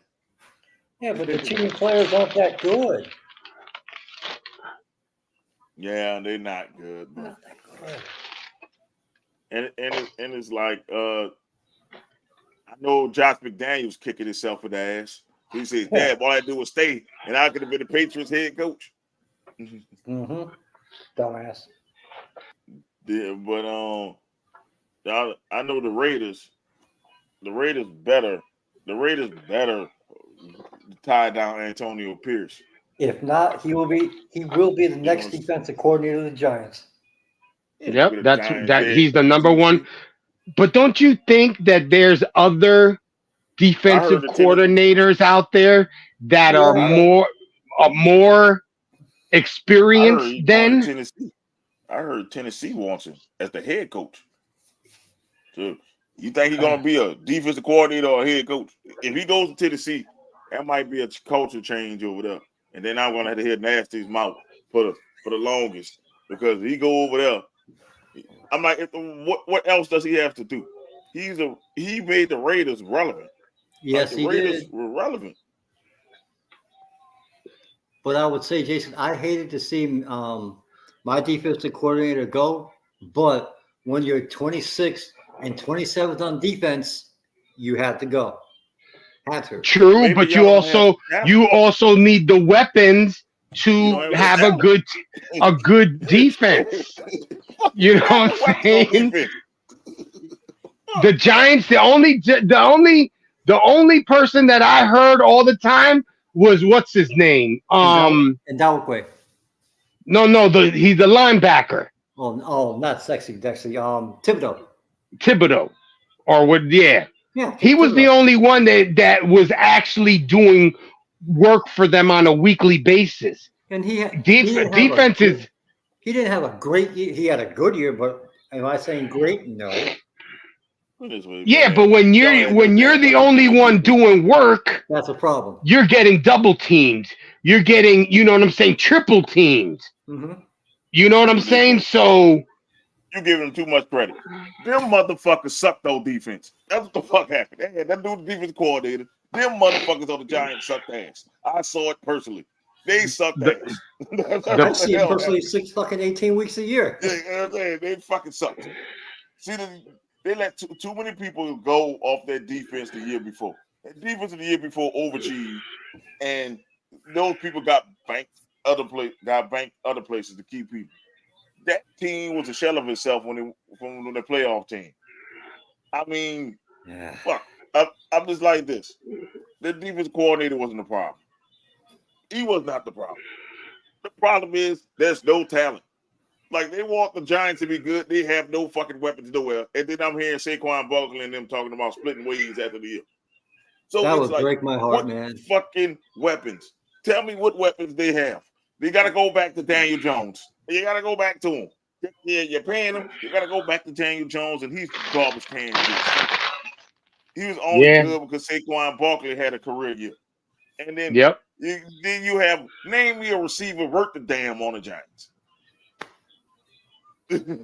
None. So you got a quarterback ain't worth the damn. You can't even say Darren Waller. I can't even say Slater. Darius Slayton can't do it. Yeah. I You got can't a say quarterback Mandel. who ain't worth shit. You got a wide receiver core ain't worth shit. You got a line that ain't worth two dog shit smashed together, and then you got a running back that has no line. The only weapon on your team has no line to protect it. Yep, no line to protect him, and you wonder why he gets hurt. But that's the defensive coordinator fault. You have no corners. You have no linebackers. It sounds like a GM problem, brother. That's what it sounds like. Your GM needs to go. Okay. not the defensive coordinator. I'm really trying to defend him, but Evan Neal's been a bust. Andrew Thomas was hurt all the fucking time. They literally took a guy from his couch to play against the Bills. Yeah. But y'all did beat the Eagles. They beat the shit out of the Eagles. They got their asses whipped. Yeah. I was shocked. That ass whipping was so bad, it makes you wonder if the Eagles are going to fucking do anything in the playoffs. Tampa going to beat them. Look, my prediction almost came true last week. I just want to tell people. It almost happened. They almost lost to the Panthers. That shit almost happened. It was 9-0. That game was garbage. And then I told y'all the Saints was going to do the most Saints thing ever and win the last two games. And they did. And I just sit there like, I'm looking at the score and say, oh, shit, it's 9-0. I'm like, oh, shit. They can win this game. And then they fumbled the ball. But then I'm like, shit. Well, that was out. And then Arizona was winning. And then, well, they lost in the last minute. Last second. Yeah. And then, for a little while, Chicago was up. And then they shit the bed. But, I mean, it almost happened. They almost did the most Saints thing ever. So I was half right. They didn't win the last two games. At least you were in it until about 7:30 Sunday night. Yeah, not even 7:30. It was about 7:30 your time. Yeah, it was 6:30 here. It was 6:30 here. It was about 6:30. I was in it until the Packers won. Then I'm like, shit. Well, speaking of the Saints, have you talked about that yet? No, I'm trying to wait for Eric to come back, but I'm not about to wait any longer because Eric had to go do something with his wife. He said he's gonna be back. He's just going to piggyback off it. Out in the Superdome, the crowd was booing because they thought they were gonna take a knee. The crowd wanted blood, so we were happy when they did it. The only people who are mad are people outside of New Orleans. Like, let me address Shannon, big teeth, horse mouth, thick tongue, short. Let me tell you something. We loved it. It is a rivalry game. When we say the rallying call is fuck the Falcons. I don't want to hear that late touchdown cost the Atlanta head coach's job. How about the 41 points we put on their ass before that? It was 41-17. And he was fired, 3 hours after the game? Yes. I don't want to hear that. He was fired anyway. Listen, I'm thinking it was his shitty ass season in general. He had a shitty ass season. That's why they needed to. Man, I don't see you in the green room, man. I don't see you in the green room, bro. I don't see a picture of you. Picture that up here. Whoa, you talk about in the comments. Oh, okay. But yeah, Jane, I'm just set to say we were booing. Everybody was like, boo, because we were taking a knee. Because Tyrann Mathieu intercepted the ball and ran it. That was the slowest run back I ever seen in my life. Tyrann Mathieu need to retire because he has no more juice left. He got tackled by an offensive lineman on the 1 yard line. So we like, hell, we want another score. So when they come out in victory formation, we start booing. The fans like, boo. And in the middle of booing, they did it so fast. We hear the dude scream, touchdown, Saints, and everybody going crazy. We didn't think nothing of it. This bitch ass coach from Atlanta come there cursing you out. And this is why I say fire Dennis Allen. I got the shirt here. That shirt right here. Yes, he does. right here. Fire Dennis Allen. This is why. First of all, as a man, another man come charging at me, cursing at me, I'm cursing that motherfucker back. And if he get angry, I'm dropping that motherfucker right there. As a man, bro, don't come charging me because of no game, because you couldn't stop my team from scoring. Even though I didn't call that play, even though they disregarded everything I said, I'm gonna still have my team back in public. In private, I'm gonna rip them a new asshole, but in public, yo, my team did that shit. We ran the score up on them. Fuck the Falcons. That's what I'd have said. Fuck him. Fuck his job. I still got my job. Fuck him. I don't care.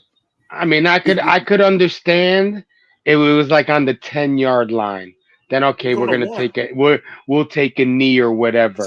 But you're on the 1-yard line. I'm going for mine. Fuck that.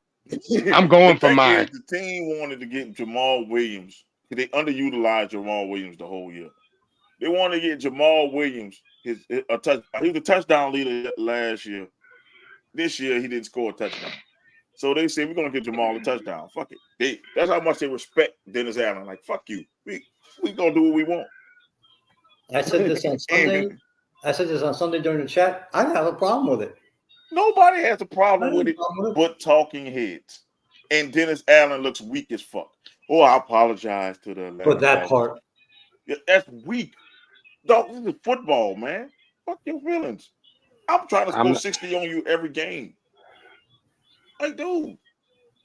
All of us play sports. Jay, I know you played football, man. I played it. Our rivals used to put it on our ass if we couldn't stop them. Dude, we played Ben Jarvis, Green Ellis downhill. They were up like 45-0. They ended up beating us 60-3 because we couldn't stop him. They just kept him in the game. He kept running. We couldn't stop him. My shoulder hurts today because of that game. We couldn't tackle him. We couldn't do nothing. Catching a flashback. Oh shit. Yeah, we couldn't do nothing. Every time that shoulder day, I tried to couldn't hit him high because he was too strong. You couldn't hit him low because he was too strong. I'm like, what the hell? We hit him up the middle. So it happens. Like, who doesn't put it on their rival? It's like the Giants and the Eagles playing. And the Giants are up 60-something-3, and they got the ball on the 1. You don't think they're going to give that bitch to Saquon Barkley? Oh, hell yeah. The Eagles? The Falcons. Hell yeah, because anybody else would do the same thing. Football is you play until the game is over. You know what I'm saying? And you play to win, whether you're winning by 5 or 4, or if you're winning by 40. You still go for the jugular. Oh, absolutely. Call me crazy if the Ravens lose their first game. Jim Wall should be on high seat. I don't think so. What's up, Chris? What's up, Chris? I forgot to add you, and I'm going to add you to the chat, bro. I'm going to add you to it. Don't worry about it, G. I got you. You're bored. Yeah, he talk about our chat we'll be talking about. I'm going to add him to it.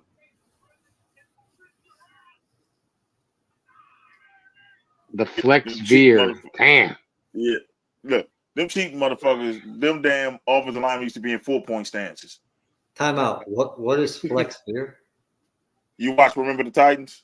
Of course. that damn offense. Just running that bitch. Okay. run, and then they might throw a pass up the middle. Gotcha. That's it. But you couldn't stop them because them bitches in the 4-point stands. And anybody know the 4-point stands, I mean both hands to the ground. And they coming at you these, and all you saw was legs go in the air. John Curtis beat us 60-something to fucking 7. It's like, did we complain? Oh, here was the victory formation. But how many times people take a knee and a defense try to bust through the line and stop the person from taking the knee? All the time. I mean, dude, I don't want to hear that shit, man. All this complaining, bro. Like, all people want to do is complain, bro. Fuck it, it's football. They wouldn't want me to be a coach. If I was a coach, I'm putting it on you. That's what it is. Or in Remember the Titans, I want you to blitz every down. Yeah. Blank him. Fuck him, he's saying. Black. Go to YouTube, Eric. Yeah, blank him. Black It you. doesn't matter. He's Blank gonna him. write the same Blank shit you. at YouTube. He ain't writing fuck Curse him, fuck words. you. Fuck He ain't you. saying He that blank shit. everybody. Oh, he wrote. Oh, that's blank you. He said he wrote black you. So I'm saying blank him, blank you, and blank everybody that got a problem with J-Bo. Got it. It's like this. Them like this. They're trying to paint James as a bad guy, but it was a team decision. Is what everybody keeps saying. And you hear That's all the only teams, thing. But see, that's the only thing that I have to go against J-Bo. The team is a team, right? So who was on the field? The offense. The defense had no say. Yeah. So there wasn't a team. It was I the think offense's decision. Rudy. That's what he mean. But the team backed it. They said no. The whole team, defensive players backed it. They all Yeah, wanted but Jamal. after the fact. Yeah, After the I'm like fact. this. You don't know what it was at that interception. They probably put that in their head at that interception. They probably all got together. All the leaders got together. We're gonna get this man the touchdown. That's how the Saints roll. They roll together. Like they are like brothers. I give them that. If you go on their social media, they are like they all hate Dennis Allen. The only people who can't see it is bonehead Mickey Lewis, and I want that motherfucker fired. I know he can't get fired because he's in the brain trust. That motherfucker don't know shit. Because if I see Pete Carroll gone, Bill Belichick gone, Mike Vrabel gone, all these people won. Dennis Allen only won 29 games in his coaching career. This is his first winning season at 9-8. Why does he have job security? Because he wrote 9-8. No, fuck that. Because He's he's good. white. He missed the playoffs every year he's been coaching. Say it again, Jason. I ain't saying nothing. Because he's white. Because he's white. Yeah, pretty much. But I named all white coaches just now, though. Belichick, gone. Carroll, gone. Yeah, but gone. How many years was Belichick where he was? You know what I'm saying? I'll go ahead and put it this way. Mike Vrabel is a better coach than Dennis Allen. Oh, yeah. He goes to playoff games when Tennessee had shit for Derrick Henry. We got weapons. We don't use them. We don't. That's worse than the Giants. At least they got an excuse. We don't have weapons. We got weapons and don't use them. We use them. We wait to the fucking. Don't tell Izzy that. Izzy was so adamant that they had weapons. I just like anybody else, y'all believe in your teams. We wait till week 17 to use our weapons. It's too late. And then week 18, we really use the weapons. I'm like, so what was this? What happened the first 17 weeks? Yeah, what are those 16 games at? First 16 weeks. What happened the first 16 weeks? If we play like that was this, practice. We're gonna really turn it on in the playoffs. And y'all missed it, stupid asses. Oh, Pete Carmichael finally found out what a play action pass is.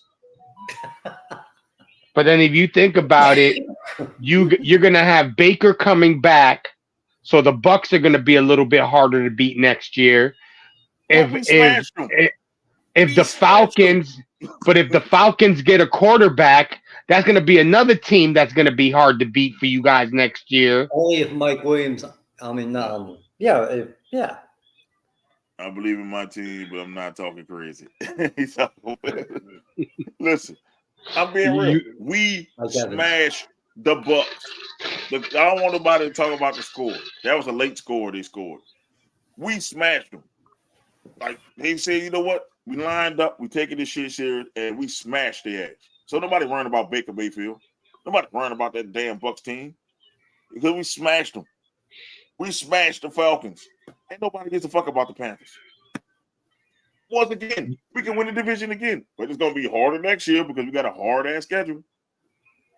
Yep. Oh, we got the second place schedule now. They should have probably lost this game so they can get the third place schedule again. But no, we get the second place schedule. Oh yeah, second place. That means you're gonna play a much harder schedule with the same inept coach. Dennis Allen is the worst coach in football.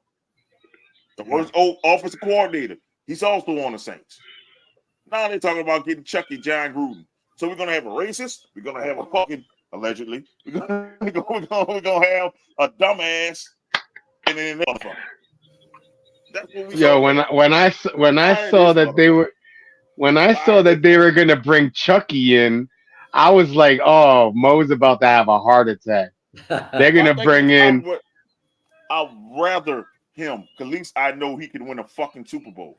I'm about to say, wouldn't you rather have Chucky than Dennis Allen? Yes, I would rather have Joseph Stalin than fucking Dennis Allen. I don't care. I don't give a fuck. He said Joseph Stalin. Put Donald Trump there as fucking head coach, as long as he know how to coach a football game. I don't care. Motherfucker doesn't even know how to wipe his own ass, let alone fucking coach. Put it this way. Fucking Dennis Allen is Trump. Fuck. Don't know shit. He just there. He just fucking there. Don't know fucking shit. I'm just there because it's a popularity contest. I'm fucking there. That's what the fuck it is. That's what the fuck it is in New Orleans. It's pissing me off. Because I see if he was a great coach. I see it. I'll be like, okay, yeah, man, give him a chance. This motherfucker threw his team under the bus. He lost control, and here comes Mickey Lewis. Okay, if you're not with him, then, you're going to have to go. So if Mario Davis, Cam Jordan, and everybody else is against Dennis Allen, you're going to cut all those good players? Come on, Nicky Loomis. We ain't stupid, man. Shut up.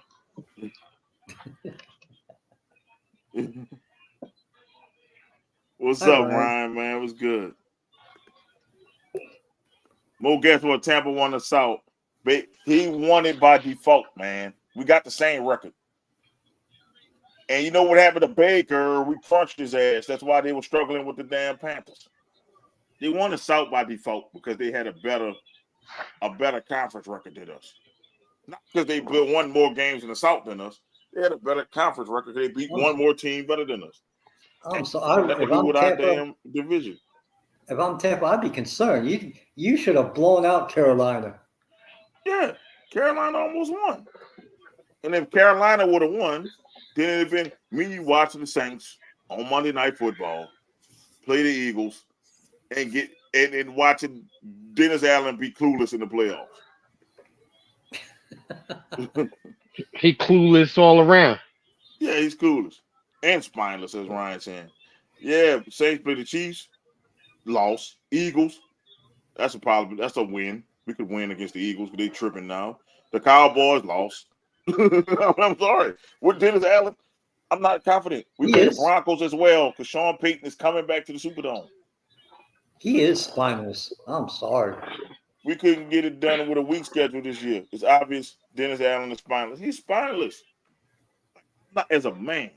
You approach me like that coach approached him, I'd have dropped Arthur Smith. Bro, it'd have been like I'd have took the fine. It's the last game of the year anyway. I'd have took the fine. I'd have took the suspension. I'd have broke his jaw. He run up on me like that. I'd have broke his fucking jaw. Bro, I tell that to anybody. You run up on me like Arthur Smith did your boy, I'm breaking your jaw. I'm not asking no questions. I'm gonna break your fucking jaw. Don't come running up on me like that. That's any man. Like you saw the video. What if a man ran up on you like that, is he? we gotta. What about you, Jay? Somebody run up on you like the Falcons coach ran up on Dennis Allen. It would have been automatic, like it would have been like, what do you call it? Like a reaction. It would have been he would have ran up and it would have been like, whap. You know what I'm saying? One thing, you already saw that he was coming at him aggressively. You know what I'm saying? It's not like at the end of the game where you come up to the guy and you say, good game or whatever. You saw that he was coming with aggression. And if he would have came at me and started barking in my face, the New Yorker in me would have probably elbowed him in his face. Thank you. Okay, any men in the comment, if you the Saints coach and that Falcons coach run up on you, what y'all gonna do?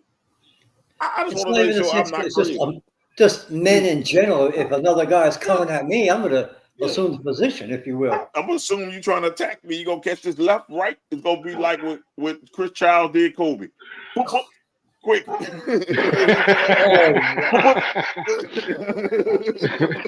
Hit him in quick. I'd have tapped his jaw. I'm just saying, this is what it is. Like, you run up on me, you gonna get these hands, brother. You ain't no talking. Because I'm just saying, you can't run up on them. Run up on people, man. You can't just do that. Look, the dog said somebody run up on the dog, man. I'm going the dog said he gonna beat some ass. At this point, we have no leadership when it comes to coaching. This guy's a joke. The fair is diabolical. Give me your opinion on Dennis Allen. He's spineless. Yeah, they agree with you. He's spineless and he ain't shit. I honestly don't understand how he's a head coach in this league. You know what I'm saying? You had one of the weakest schedules in this year. You know what I'm saying? Still, you guys should have fucking ran away with your division. You know who had the number one weakest schedule? The fucking Falcons. And that's what happened. Both of the teams out the playoffs. Two people with the weakest schedule out the playoffs. I mean, but you guys have weapons compared to Atlanta. Yeah. Atlanta was, you know, what, Riddler, or whatever. They didn't have it. You know what I'm saying? The only weapon I think they have is I think they got a running back and that tight end, and that's it. They didn't use that Robinson. I'm being real with you like this. Ryan, if that would have happened, bro, I was jumping off the bench. I'm jumping. Look, I've probably been on the coaching staff. He would have reached you. I'd have two-pieced him when he was running for the 50. I took him out. I took him the fuck out. We'd have been everybody been throwing hands in the Superdome. that's what would have been happening. Because look, you don't run up on a man like that. Like, he ran up on him and he stepped back. I know. He said that's a bitch ass shit. I knew. I understand. What? Man, you can't be a leader of men and you scared to confront another man. See, I knew something was wrong with him. The way he walked sassy, I knew he ain't no real man how he walked. He walked sassy. You could tell a lot about a man by his walk. He walked a bit too sassy. He walked a bit too sassy to be my head coach. So he's walking like Johnny Manero on Saturday Night Fever. That's great. Nah, he's walking like RuPaul down the fucking the crosswalk or whatever. I'm being real. You loosely with the Saints having a QB. Our QB didn't know how to play until week 17. So I don't want to hear that shit. Did you watch the show, Anthony? How many times I crucified Derek Carr this whole fucking year? He didn't start playing okay until week 17. We know Anthony watched the show. I don't know how many times he stayed awake for the whole show, but we know that he watched the damn show. No, but I'm just saying, I don't know if he fell asleep during the Derek Carr moments, even though he used to lead the show with the Derek Carr moments. So maybe he missed the beginning of the shows and caught the middle. I don't know. Because I need one of them shirts because I'll pay for the shipping. All I had was one. I was lucky to get one. I was lucky to get one, man. Look, I had to get the hookup to get one, man. I had to get one. like Eric was there. Doc Eric was there. He was looking for one. I lucked up and got a shirt. But I'm gonna have to get see if get it because man, the shirt barely fits me. Cause you bigger than me, man. It's gonna be way up here on you, man. Because my cousin taller than me, man. That shirt gonna be way. I was gonna say you gonna wear that shirt and you gonna be walking around sassy like homeboy too, showing off your midriff. Listen, look, it's a straight muscle shirt on me. That sucker the sleeves come way up here when I wear it. Man, they only had extra larges, man. The dude made all extra larges. Mo, let's be real. You signed him. Your problem now. Mo didn't sign shit. Mo owned the fucking Saints. Mo didn't sign shit. Don't you say Mo signed nothing. I didn't agree with Derek Carr when we signed him. I didn't agree with it. I say roll with Jameis one more year. and then get a quarterback in the draft. I knew this was just gonna be a quarterback draft. This is gonna be the best. This is the best quarterback draft coming up. So I said, roll with Jameis for a year. If Jameis don't get it, get a QB in the draft. That's always what I always said. Oh no, we gotta get Derek Carr. They might still pull a quarterback this year. There's so many quarterbacks coming out. Because I don't think Jameis stayed after that done he did. I think that was his final FU to y'all for benching me. That's what he did. I honestly think he's not going to be there next year. We'll see where we go. Yeah, it's already known he ain't gonna be there. And because the players love him more than they love Derek Carr, they don't want a quarterback controversy, so they got to get rid of him. Can he be a starter in the NFL? Yes, I think he can. He's on the Geno Smith track because he actually had a better first part of his career than Geno did. Because Geno was absolute garbage with the Jets. He was garbage with the Giants. See, but that's what my situation is.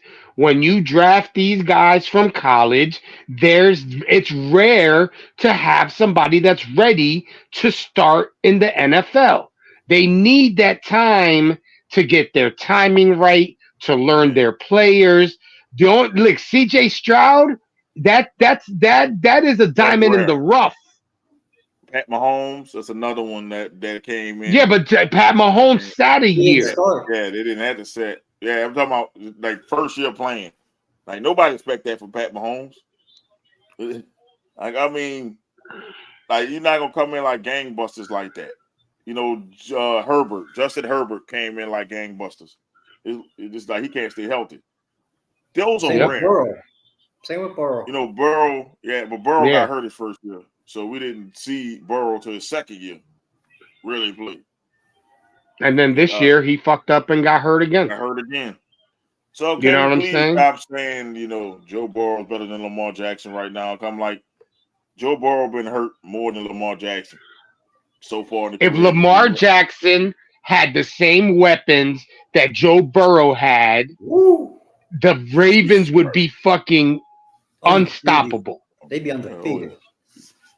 I will agree with Andy Price. I was all in on Derek Carr. Cuz you should have talked to me first.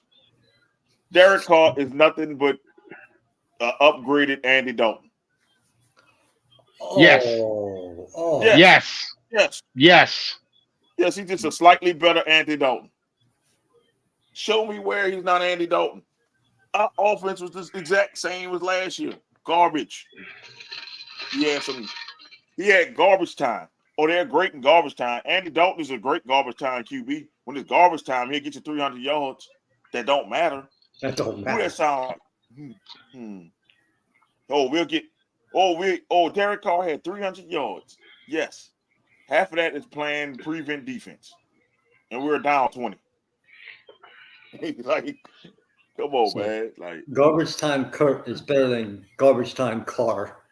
Yes. Oh, 100 times better than Carr. Man, hold on. Eric, you been drinking, bro? You been drinking. Who the hell is Janet? Who is Janet? He means Jameis, but I'm just messing with him. Janet loved the city. Maybe it's autocorrect. The damn autocorrect tearing him up. And that's the conclusion. I came to we would have done better going with Jameis. Yes. Jameis would have been a cheaper option. So it's like, had Jameis for 1 year. Cool. Even if you gave him 2 years. Yeah, Jameis could have balled out this year, and then you could have got Jameis on the cheap. But drafted a quarterback this year. Yeah. And then have that quarterback play behind Jameis for the year 2 of the contract. Yeah. And then if the kid happens to be good, then start transitioning because you know what I'm saying? Jameis is not saying he's towards the end of his career, but he doesn't have much time left. No, Jameis just turned 30. He's still young as a quarterback. Quarterbacks play until like their late 30s, early 40s. Nah. Good quarterbacks do. Yeah, good quarterbacks do. And this thing. Jameis is still 30. He just turned 30. It seems like Jameis has been playing for a long time, but Jameis is only 30. He's actually younger than Carr. For like 3 years. And to me, he has the respect of the players Yeah. in New Orleans. I don't think he do it just because he loved the city that much. I don't think he signs with the Falcons because he loved the city that much. Like he really loved this city. And you find people sometimes say, "Nah, I'm just not gonna do that." Would that be a little blasphemous on his behalf if James did Well, that? Joe Horn did it. Yo, but if you think about it, if they're gonna give you money, who gives a fuck who you play for? You know what I'm saying? I'm just saying. I don't know. The love in this city he got. I don't know if he would go. I think that'll be like the last resort to go to Atlanta. But the thing was, I wasn't even born. That's the thing. I wasn't even born. That'd be the only Falcon I didn't boo. He'll join Michael Vick. I never booed Michael Vick. Like that just great to see Michael Vick running around the Superdome, which is greatness on another level right there.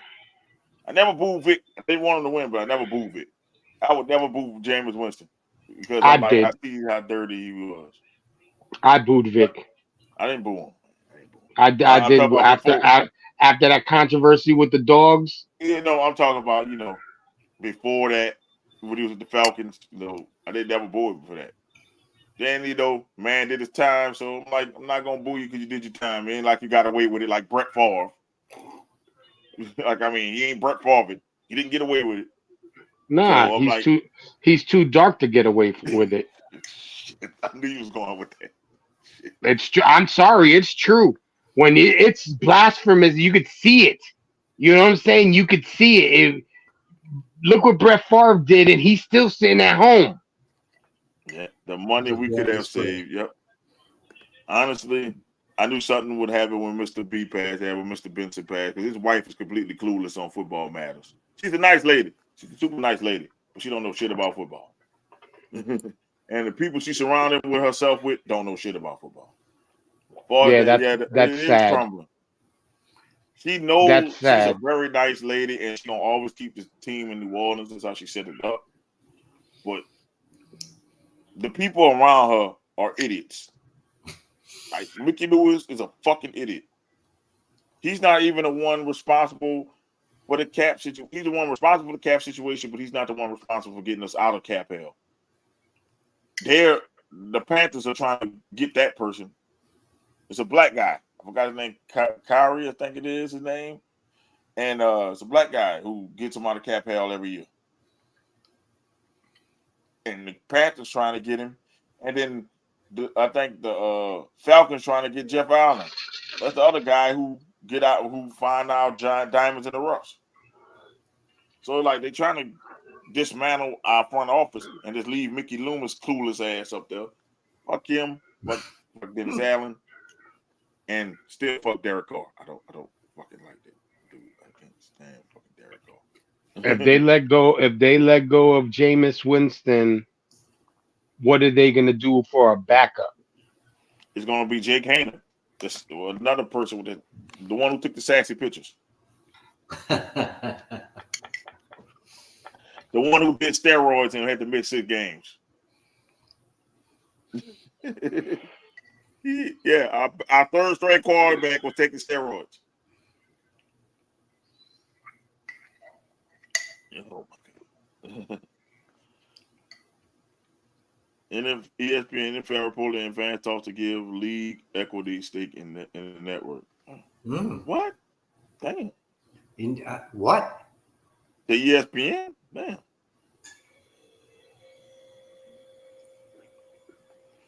They make a lot of money for ESPN, though. No, they will. Oh, they make a lot of money, period. Yeah. That is the king sport. I keep telling the people, the NFL is the king sport now. In this country, yes.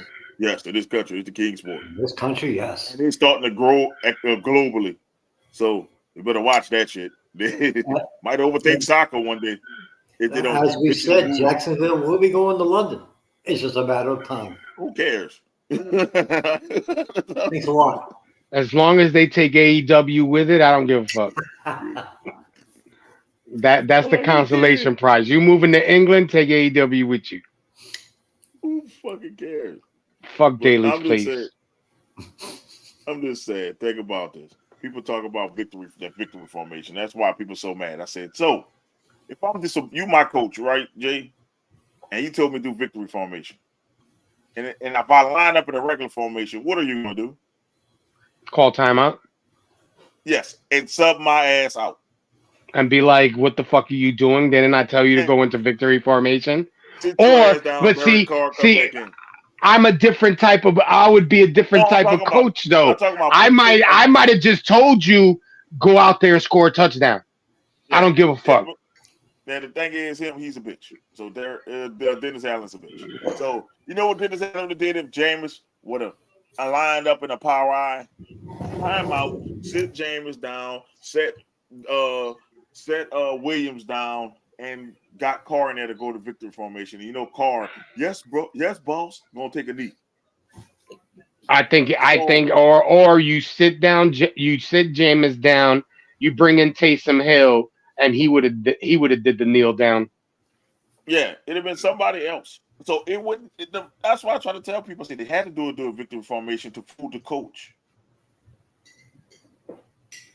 That's what I'm saying. People don't use logic. If I'm doing something I'm not supposed to do, why would I show you I'm doing something that I'm not supposed to do? That's like you trying to steal time at work, but you're gonna stay in front of your boss, showing them that you're stealing time. What kind of shit is that? Like, who does that? Who does I've done that once. I'm just saying, Maybe you go in front of your boss. Hey, I'm stealing time, boss. Who does that? Or you gonna try to look busy, like you're doing something? Which one? Perpetrating a fraud, son. People are fucking stupid, man. Like, I'm good at looking busy and doing nothing. Yeah, I was good at that for a while. Oh, I mastered that art. You can do that all the time. It's easy. Oh, Maurice, you never sit down. Yeah. Yeah, I never sit down. All right, let's see. Eagles, AJ Brown. Why? Yeah, I saw that. I think it's deep beef in there, and I think him and Jalen Hurts are beefing ever since they started beefing. The Eagles start tanking. So, back numbers don't lie. Yeah, so them two got to get on the same page, or it won't work. He threatened to talk about he's gonna go to Dallas. I said, man, go ahead, go to Dallas if you want. You ain't out touching CD Lamb in Dallas. About to say. Yeah, but that's another weapon for Dax. But then he ain't going to Dallas, man. Jerry ain't gonna pay that money for that. Jerry can't afford him. No, he can't afford him. Hayner and his risque photos, yes, the sassy photos. Hayner's is the backup. But man, I guess we could talk about week 18. Look like Izzy got an insurmountable lead. Looks like. Yeah, it looks like it now. He already wants his trophy. He said, fuck the playoffs. No, he ain't getting the damn trophy because he might suck in the playoffs. Not likely. Not likely. There's less games to fuck up on. Yeah, but he might fuck up on all of them. He might get them all wrong. I might pick exactly everybody differently from him. Yeah, good luck with that. No, I'm just saying, look, if Arizona didn't choke and Philly didn't choke and Miami didn't fucking choke, oh, it'd been good. But Carolina, we picked Buffalo anyway. I know what I'm saying. I know what I'm saying. If Miami didn't choke, fucking Arizona didn't choke, Philly didn't fucking choke, and I already knew Carolina was a risk. And Chicago didn't fucking choke. It'd be cool. The Arizona pick actually looked smart until the last minute. Mm-hmm. Motherfuckers choked. Jacksonville definitely choked. Jacksonville did choke. Overrated. Jacksonville choked their way out the playoffs. They went from having a home playoff game to the Texans now having a home playoff game. It was a weird scenario. Like the Texans was playing for the wild card and ended up being the AFC South champion. Yep. They fucked around and got a home playoff game. Yes, they did. They fucked around and found out. Yeah, they fucked around and found out. Let's see any other surprises from there. The Eagles winning. Eagles losing. Yeah, you didn't even pick your Giants. Nope. Time you could pick the Giants. Nope, I picked the Eagles too. I picked I say nobody picked the Giants. That was fucking shocking. The 49ers losing? Yeah. Well, I picked the Rams. 49ers. I picked the Rams because it was the 49ers set everybody down, and the 49ers almost still won that game. Yep. Yeah. So once Puka got that record, basically that was it. That was the only drama to that game. yeah, and it's like Dallas destroyed Washington. The only person that picked Washington was Anthony. Of course. Yes. That's it. Stand on your shield. And the Rams are a That's a scary tough team in the game. playoffs. But the funny thing is, the most dangerous team is in the AFC, and that's the damn Browns. Cleveland, baby. Mm-hmm. Cleveland look like they fucking unstoppable, and they got a Super Bowl winning quarterback. Lead them. Yep. Fucking Flacco, man. Fucking Flacco. Dude, if he wins, if he goes to the Super Bowl with the Browns, bro, Deshaun Watson done in Cleveland. If he wins the Super Bowl, is he a Hall of Famer? Yes. That's 2 Super Bowls. We said the same thing with Eli. I just think it's funny. Remember? Yes, Go you ahead, have to give it to him. No, I'm just saying. I just think it's funny that he's a backup. He wasn't even playing. They brought him in mid-season, and he looked way better than the Deshaun Watson has his whole tenure. Yeah. Mm-hmm. You know what I'm saying? And he's blessed with a defense that's incredible. They shut people down. And it helps that Njoku has done nothing for most of the season. He's been hot. He's been one of the hottest players in football. Whoa, bro, but the dude did get burned.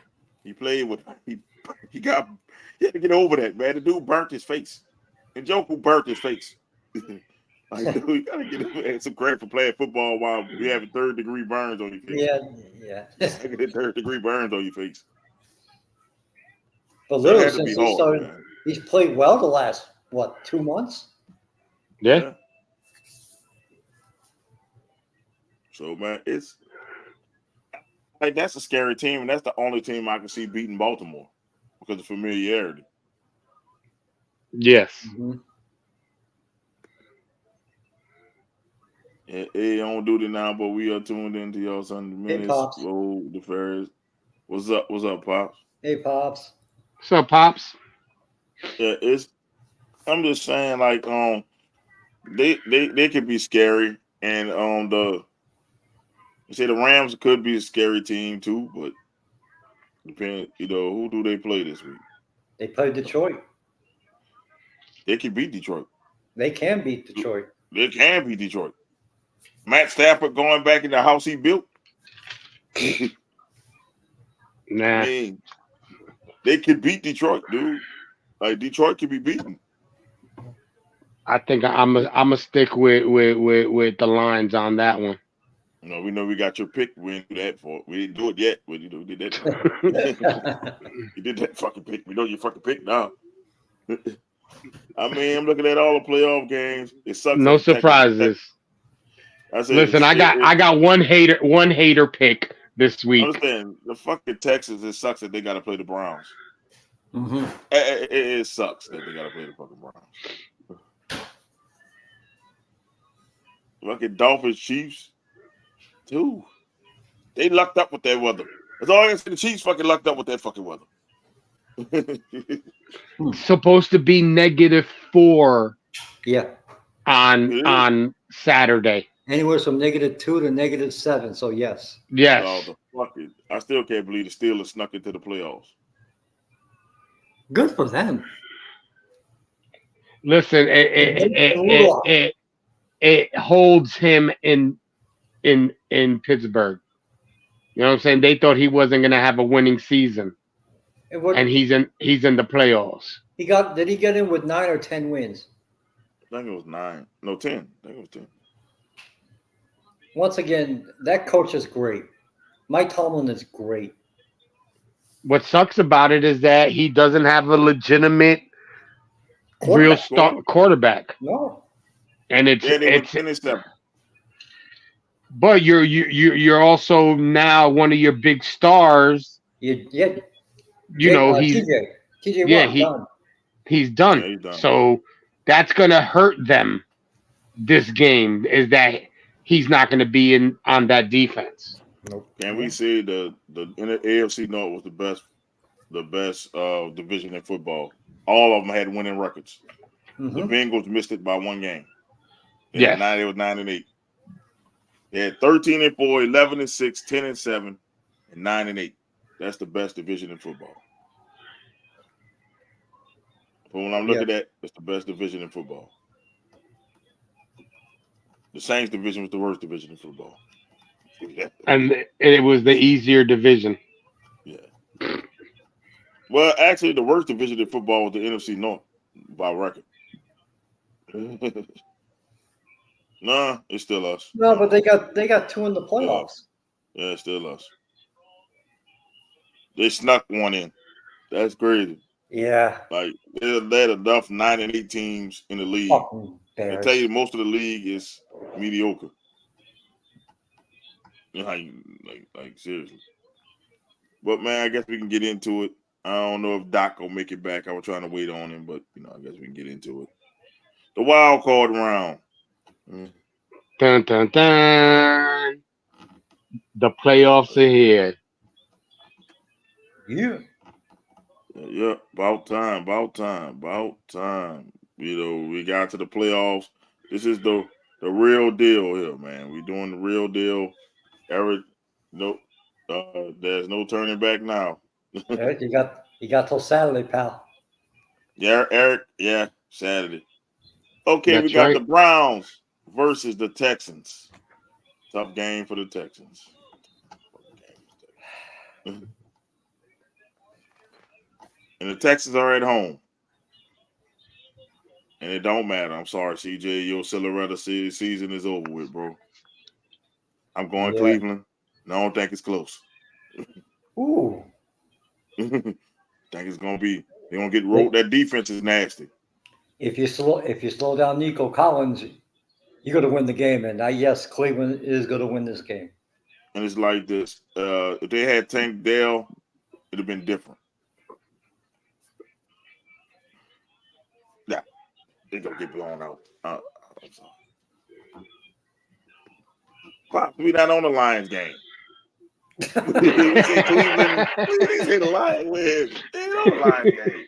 What the hell? Put down the drink. He said he's on duty. You're on duty. Put down the damn drink. Put down the drink.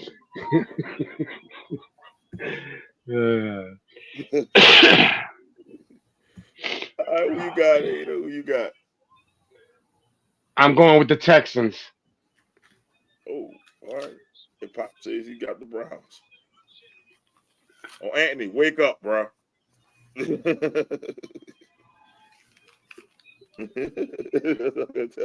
up. We ain't got that many games to pick this week. Wake up. There you go. It's not that many games. So we good. You got to stay up for a little bit. Doc, you got until tomorrow morning at 8 a.m. Oh, He gonna show up when we doing shout outs. Yeah, I got this team, that team, this team, that team. You said you to the green room. Put your picks in the green room. there you go. Oh, I get you, G. It's bad diaper, but I got you, G. We just want to make sure you was up. All right, in the Ice Bowl, we got the Dolphins versus the Chiefs. Chiefs are at home. I am gonna go with the Fish. The Fish have a better running game.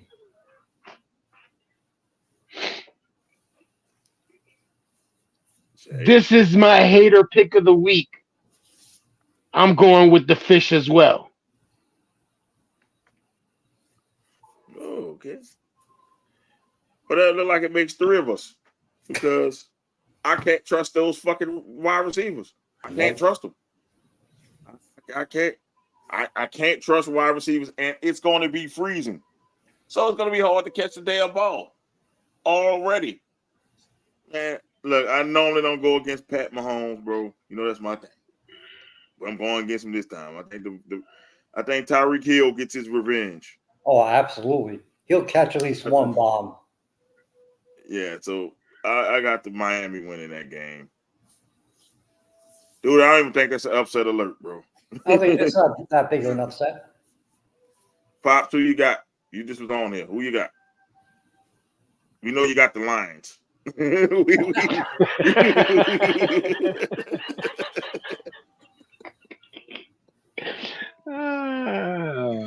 We'll wait. Or you pick the Chiefs. Okay. That's fine. But I'm like, nah, I don't trust those receivers. They're going to prove it to me. Maybe next week I'll pick them if the receivers catch the damn ball. Tony finds some hands. Don't throw it to Stone hands. That's them. Don't throw it to Stone hands. Go ahead, throw to Tony. Go ahead and throw to him, please.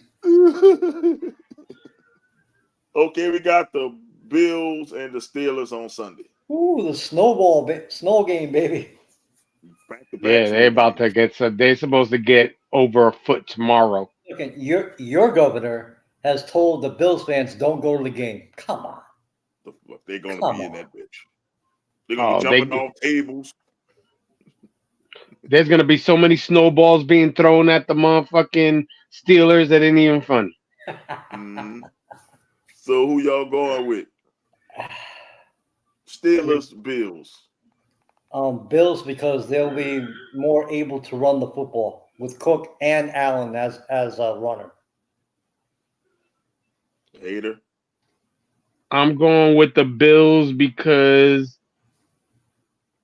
the Steelers don't have no fucking quarterback.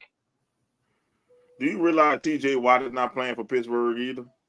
Yeah, really. Gabe Davis. Gabe Davis, the biggest boomer bust person I ever seen.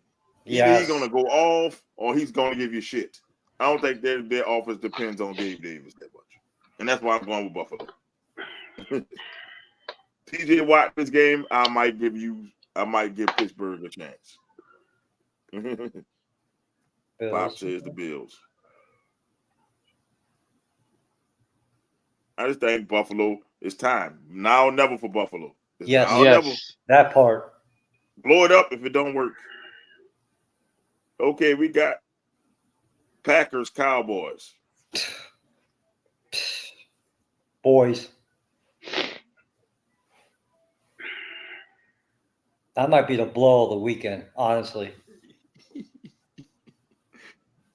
Hey, all right, hater.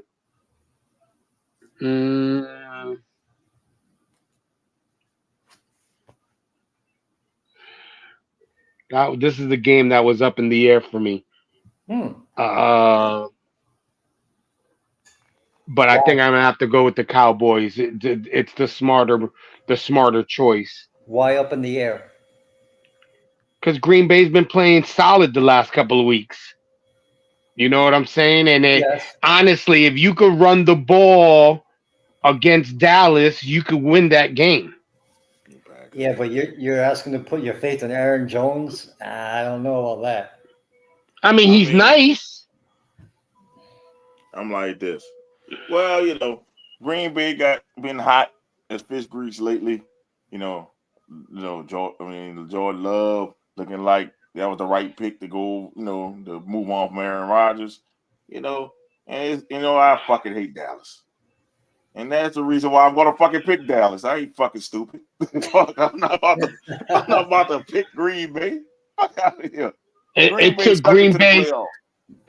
Green Bay 16 weeks to get it right. Yeah, it took them 16, just like the Saints. They just beat us. That's all that happened. They just us playing dance. We would have got our fucking brains beat in, and the fucking Packers gonna get their brains beat in. It's gonna be Dallas. How about them Cowboys for one more week? Because exactly that part. For one more week. One more week. Dallas is good in the wild card. They suck in the divisional round. Dax So you is. know here, how about them Cowboys for one more week? Then the choke job will come next week. Hi, it's Eric. Just give us your picks. Am I back? Yeah, What's up? just give us your picks. Oh, okay. Well, Saturday's games, in my opinion, are the best, especially that young matchup. And I think it's the first one with Cleveland and Houston. That should be the game of the weekend, my humble opinion. As far as that game is concerned, I want to take a chance on Houston so bad. I really do. I really, really do. But the way that Cleveland defense is set up, because they've been working on it forever, and the way that it's built, I'm going to roll with Cleveland. The following game is Miami, Kansas City.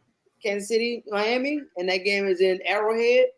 And I'm hearing all the talks, the receivers, yes, they bargain bin the receivers. I get it. They went to go get Scantling back, the guy from Green Bay that they let go to Green Bay. Yeah. Yo, You're not asking for a short story. You just want your first four picks. Who's the co-host up here? He just want to hear your first four picks, man. Hey, yeah, look at Anthony. Who's the co-host over here? Me or you? But I appreciate it, Anthony. I was gonna say Anthony's about to be added to the chat, so you're in trouble. But I've been showing look, up. we want to keep Anthony awake, man. He didn't want to. He don't want a bedtime story. Just pick your picks. No bedtime story. Okay, so Miami. Who else is playing? Sunday. You picking Miami? Okay, gotcha. Picking Miami. I got lost in the story. I was waiting on the pick. Cleveland, Miami. Okay. All right. Now we doing Buffalo, Pittsburgh.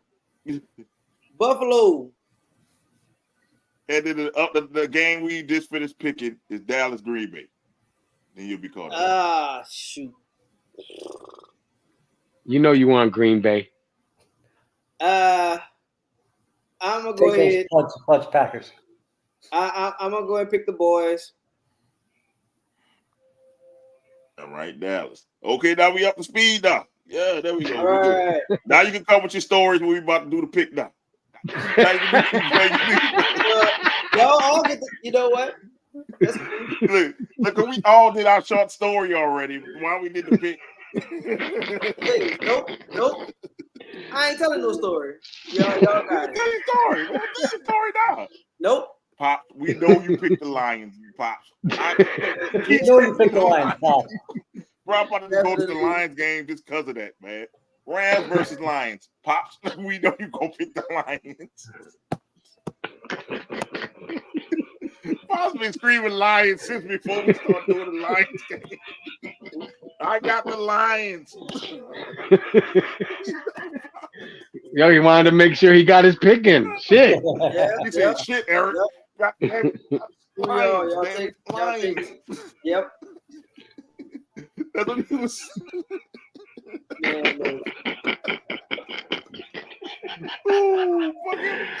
Fucking this show, man. Too much fucking fun, man. Too much fun. Okay, Pops, I already wrote it down. You got the Lions. Yeah. Oh. Pops got the Lions. All right. Lions versus the Rams. I'm gonna go with the Lions as well. You and Pops going with the Lions. Eric, I need your reasoning who you going for. It's the time now. No rhyme, no reason. Lions. That was a quick story. No, I'm waiting on the story. Y'all got it. Nope. Nope. Y'all want cancel my stories. Y'all want cancel. No. We were just saying so we can fast forward so we get to the point where we own with 4 picks. Okay. Anthony picked the Rams. Okay. Izzy, who you got? Rams. And I've been on the Detroit train since the beginning. It's time to hop off that stop. I think the Rams beat them. Rams. Going Rams. That offense and that running back that the Rams got, and I don't know that the Detroit defense been going down. So, but to say the Rams, their offense is as good as Detroit.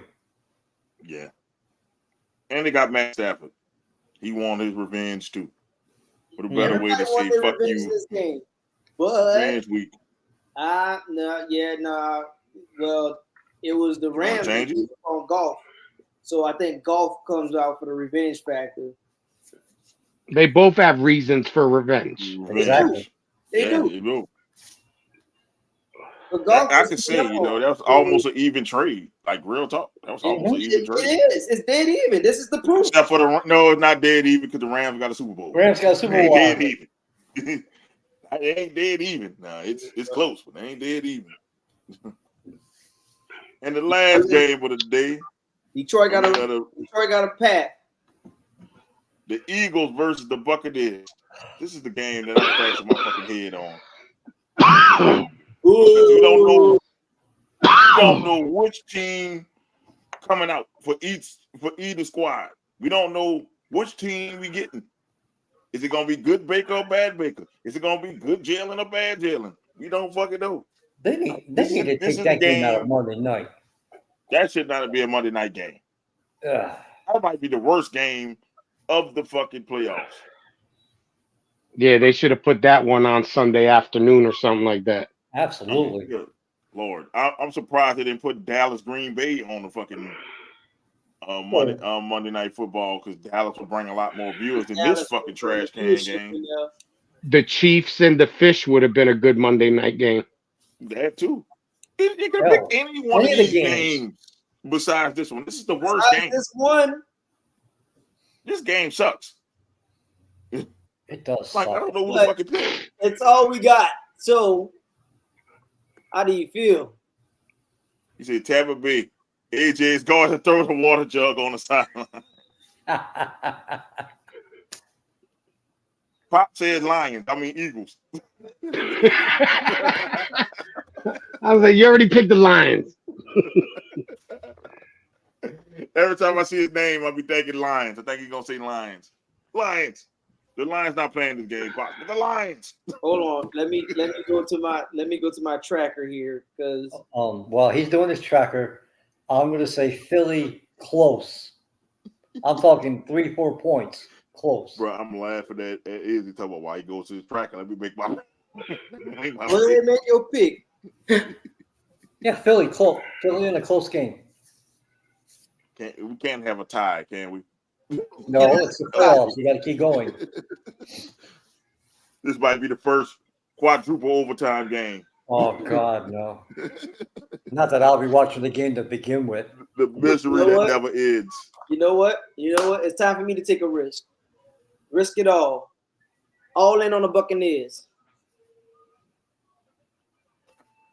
Okay. Hater, who you got? I'm also going to go with the Buccaneers. I'm going to gotta go family ties, man, because that's what the tiebreaker. Gotta go with my family ties, which is the Eagles. I don't play for the Eagles.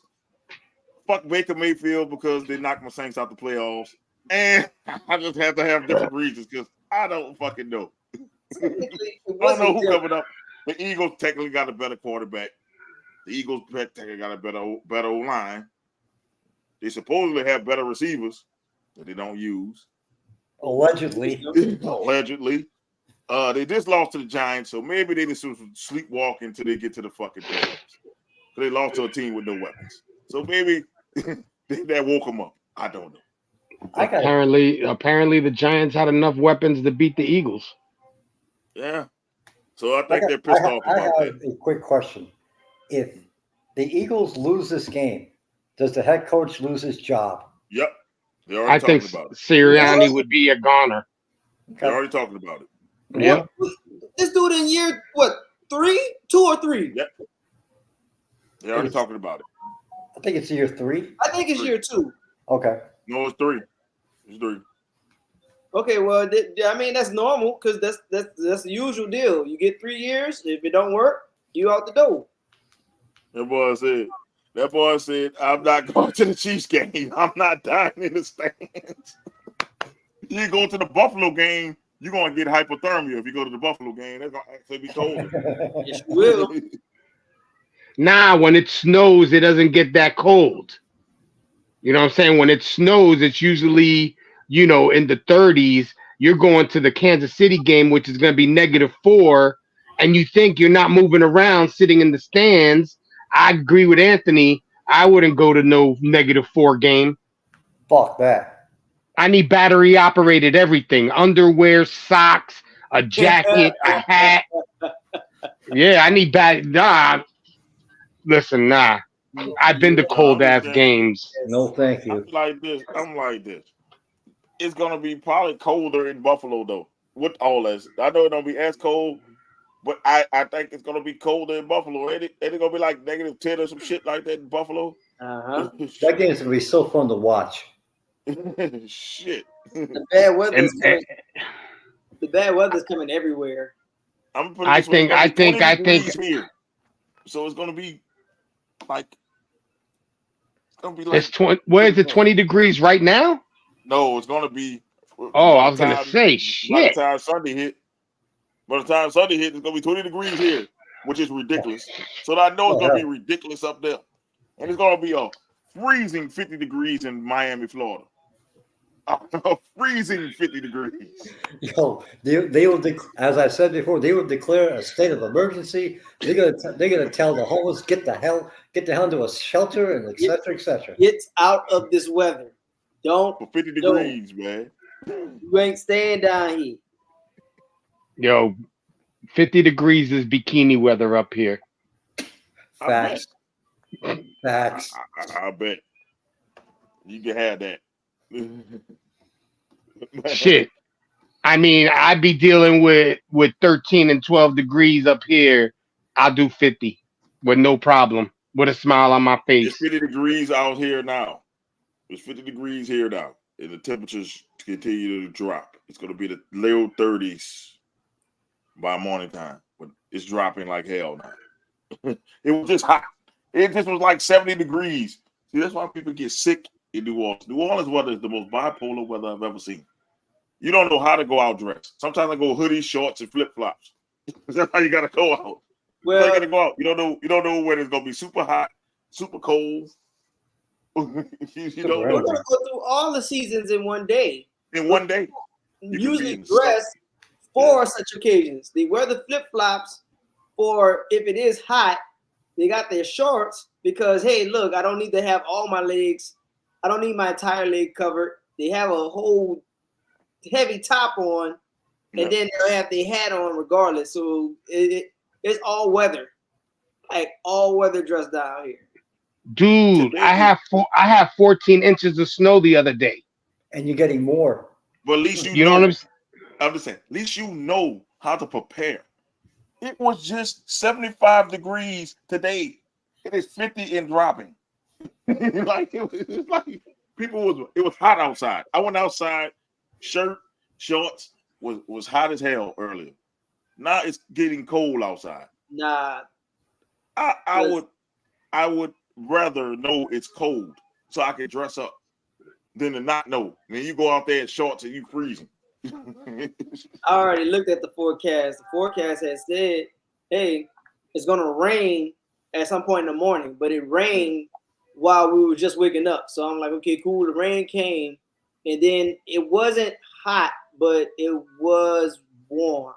So got my children, they didn't have their heavy coats on. They had some jackets on. We got out the house, got in the office, and I was in the office all day until it was time to start traveling. Then I'm like, man, now they need the heavy jackets. Gladly they packed it in their backpacks.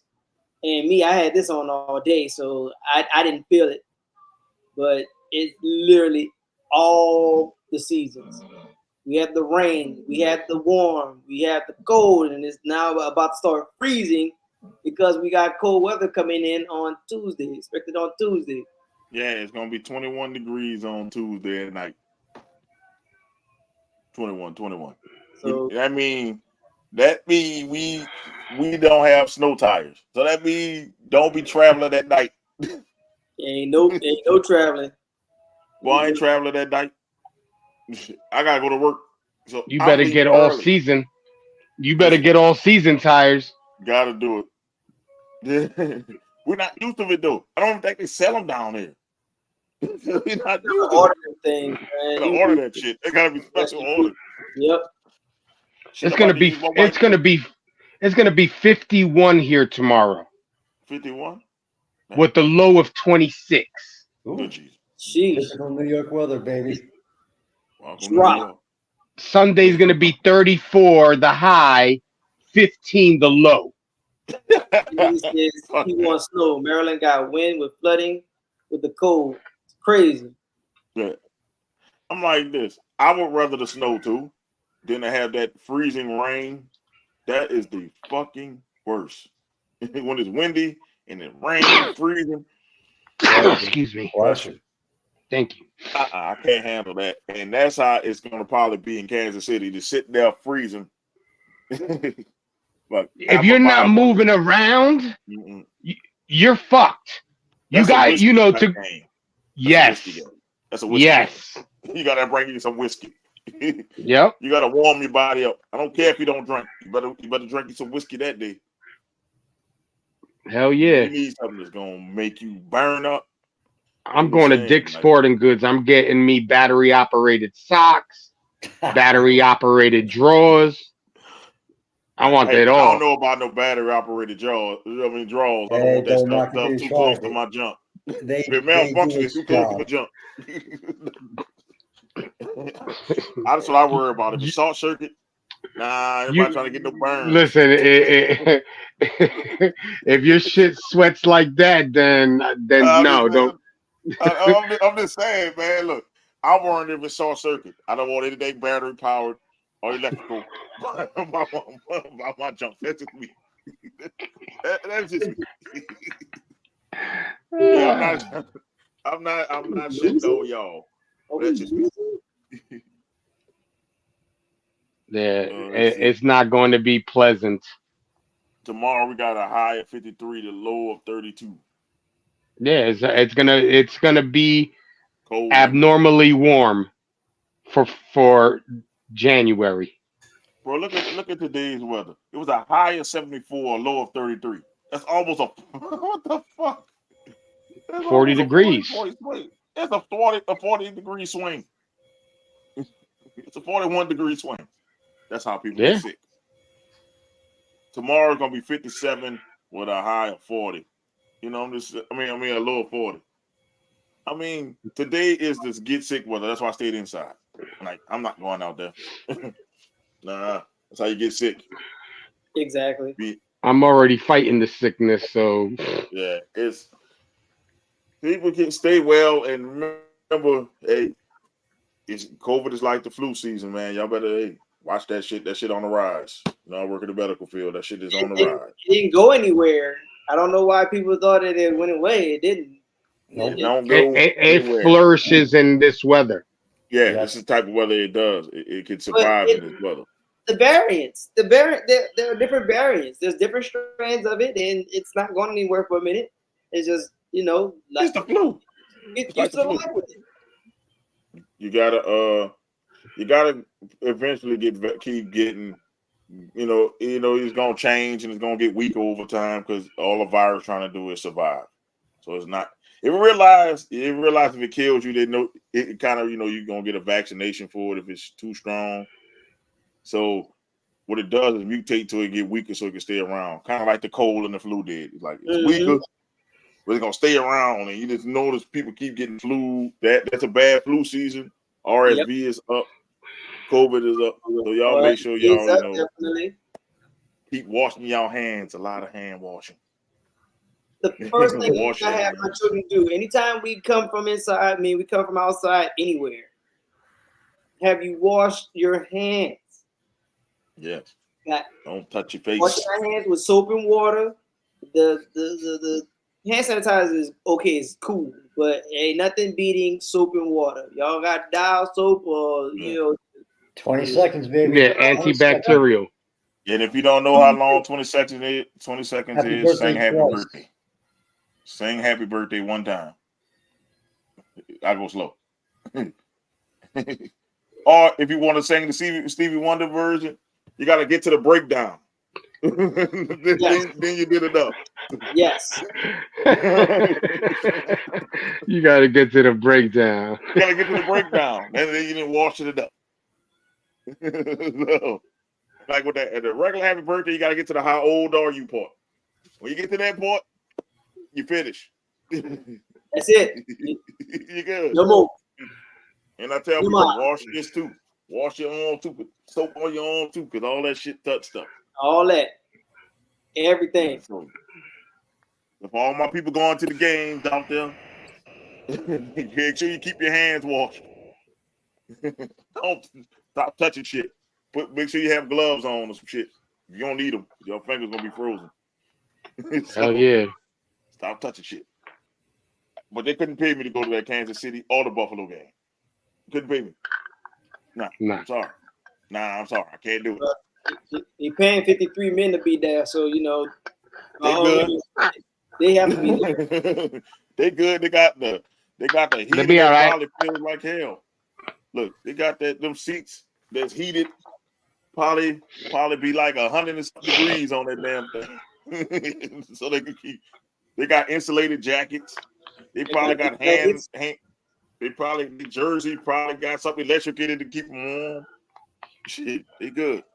Got Nah, they wear them real big bubble coats. Yeah, dang, you ain't feeling shit. They put that shit over your shoulder pads. Shit, I take it. I'll take one of those bubble coats. Man, I couldn't do shit in the cold. Boy, I could not play football in the cold. I remember, man, when I used to play high school football, it could drop to the damn 40s, and you be in there like this, freezing and shit. That's before they have all the technology. You up there freezing. Got your hands in your pants trying to do it, trying to warm up. Still doing this little moves up in here, just rocking, just trying. Man, you can't keep still. Yeah, you gotta, Just all of that. Like you up there running around and shit, trying to stay warm and shit, chest burning. I couldn't do that. Y'all can have the cold weather. I'm good. I don't like super hot weather or super cold weather. Give me that fall weather. That's perfect for me. I hate Louisiana heat. I can't take it. I can't. I'm born in the summertime, and I mean, I love my birthday, but I can't stand Louisiana heat. Like, I love this time of the year because when it's cold, I can always find layers. Find layers. Can't cool off for shit. If I take off the layers, then they're gonna find it discouraging. I might, wind up in somebody's jail. Louisiana heat and Texas heat are very disrespectful levels. Arizona. I'll take that dry heat. I'll take it. Dry heat is okay. Even dry heat. But humidity. It's the muggy heat. That muggy heat, that swamp ass weather heat. Yes, swamp ass weather. Swamp. That's Louisiana weather. It's like a mixture of dry heat and swamp ass heat. It's like it's hot as hell, but you're sweating to the point to where you got to take 4 showers a fucking day in the summer. You go outside, shit, sweating again. That's like that Miami heat. That mugginess and the humidity in Miami sucks. It's horrible. Absolutely horrible. Real. I will take Miami heat. I've been there, Miami. I'll take the little breeze off the coast. Y'all got a little breeze. And it's like a somewhat cool breeze. That's only if you live on the beach. Yeah. I don't live on the beach. Yeah. Well, yeah. See, the breeze we get, it feels like dragon breath. when it's fucking hot and that breeze hits you, it's like somebody hitting you with a blowtorch. You're like, oh, stop the wind. The wind needs to stop. I know this ain't the same heat. Motherfuckers was playing basketball sun up to sundown in. Nope. Hell no. It's 90 degrees with the humidity down here. It's more like 110. Yeah. That's about right. That's about right, man. But we gonna get on to the shout outs. Shout outs. We got to do it. I think I'll get the ball rolling on this one. It's gonna be short and sweet. Y'all know the vibes as always. Man, no story. Who? No story. Oh, no, you got me on it. You got me. You called me. Good one. Shout out to all you fellas, to the entire commission as a whole, platform of Venom and Smoke. Thursday show. Fortunately, I missed yesterday. I got a busy week ahead of me. Busy weekend, probably. Preparing for my daughter's birthday party tomorrow. Her birthday is Sunday. Happy birthday, young lady. Happy birthday. Happy birthday. Shout out to the missus for making it all happen, putting it all together. Don't know how she does it, but she makes miracles happen. She whip up miracles every single week for our house, and thank God for her, and thank God for putting her in the right place at the right time, for her being here with me and joining me on life journey. Shout out to the family business, Black Dreams, our construction business, our vending machine business. I see you, join. And for MLK, man, because we are observing, third Monday coming up, man. Thank you for being who you were, what you meant to the culture, and for the world in general. It's not just this country.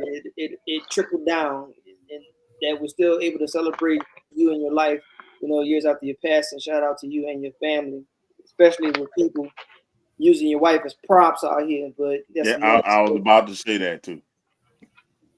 That's another story for another day. Man, fuck that. You touch that. Hey, bro. Jonathan Majors. Hey. Please, bro. Leave Coretta Scott Key alone, bro. Please. Bro. Get it. We get it, dog. Like, I know you're going through a rough patch, my dog, but that was the one. That wasn't the one for him, man. Like, come up with another reference, brother. Come up with anything, man. Be Michelle Obama or something. Shit, something. Pick somebody else. Shit. Dang, bro. Boy, she might correct. Wait, what? Damn. Woo. Yeah, man. And one last thing, man. Make sure that y'all pay attention to whatever election that y'all got going on. If they got a small election going on, pay attention to that stuff. That stuff matters. The big one is cool, but it's piddly compared to the small ones, because the small ones add up to the big one. So exercise your voice, your right to be heard. Go vote. Pay attention to what's going on. Please. Definitely. Don't matter who you vote for.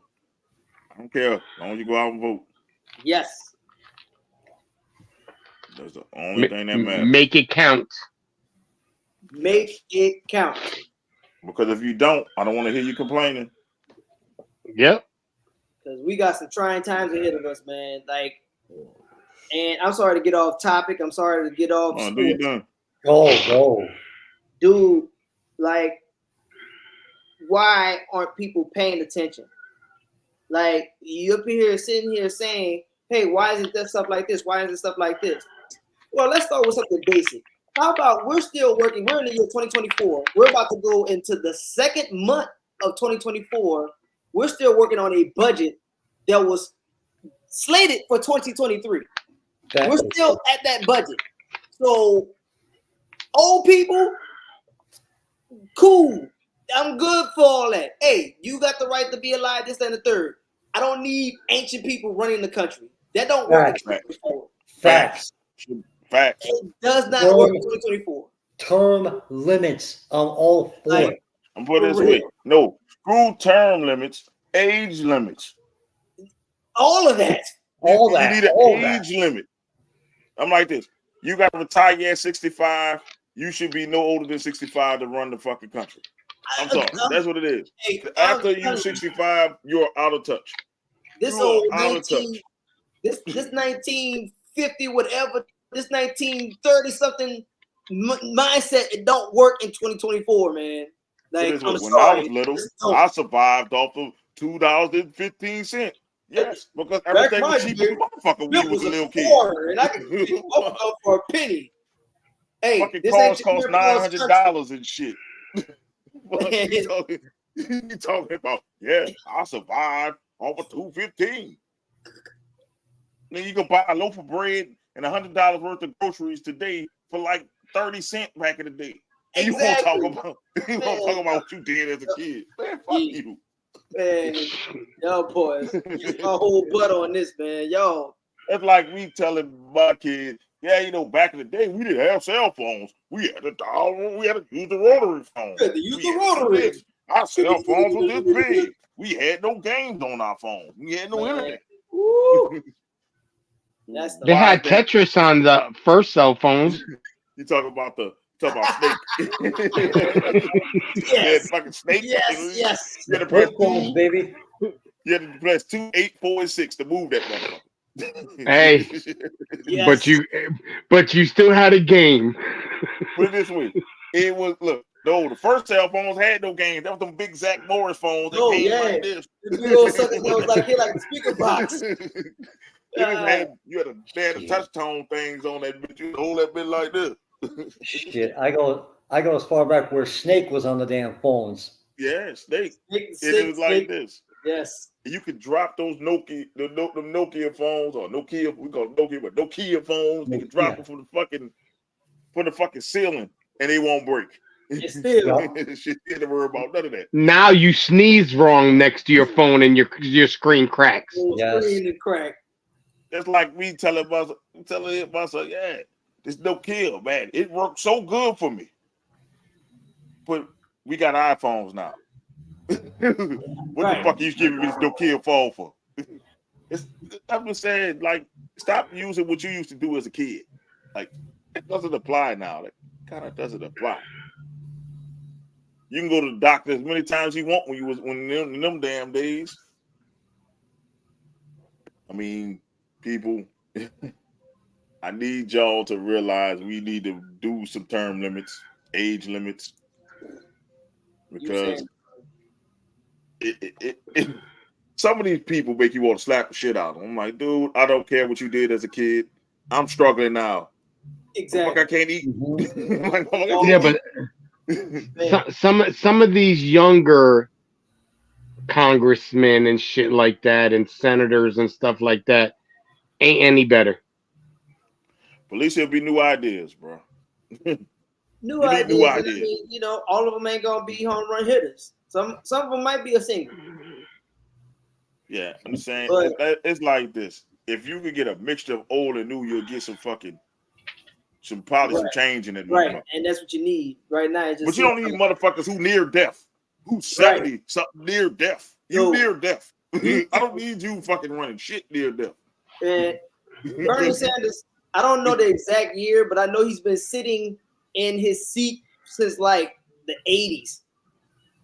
The 80s, my guy. Like, look at the two presidential candidates.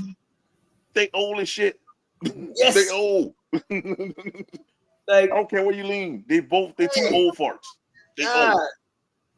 Two old men fussing at clouds. That's what they do. That's it. Get off my lawn. Get off my lawn. That's all I'm hearing. That's all I'm hearing. It ain't good. It ain't good. You know, the speakers of the house usually old as shit. Like, bruh, we don't need all this old ass shit. We don't. Democrat, Republican, Independent. I don't care what you are. I don't care. I don't care. I'm sorry.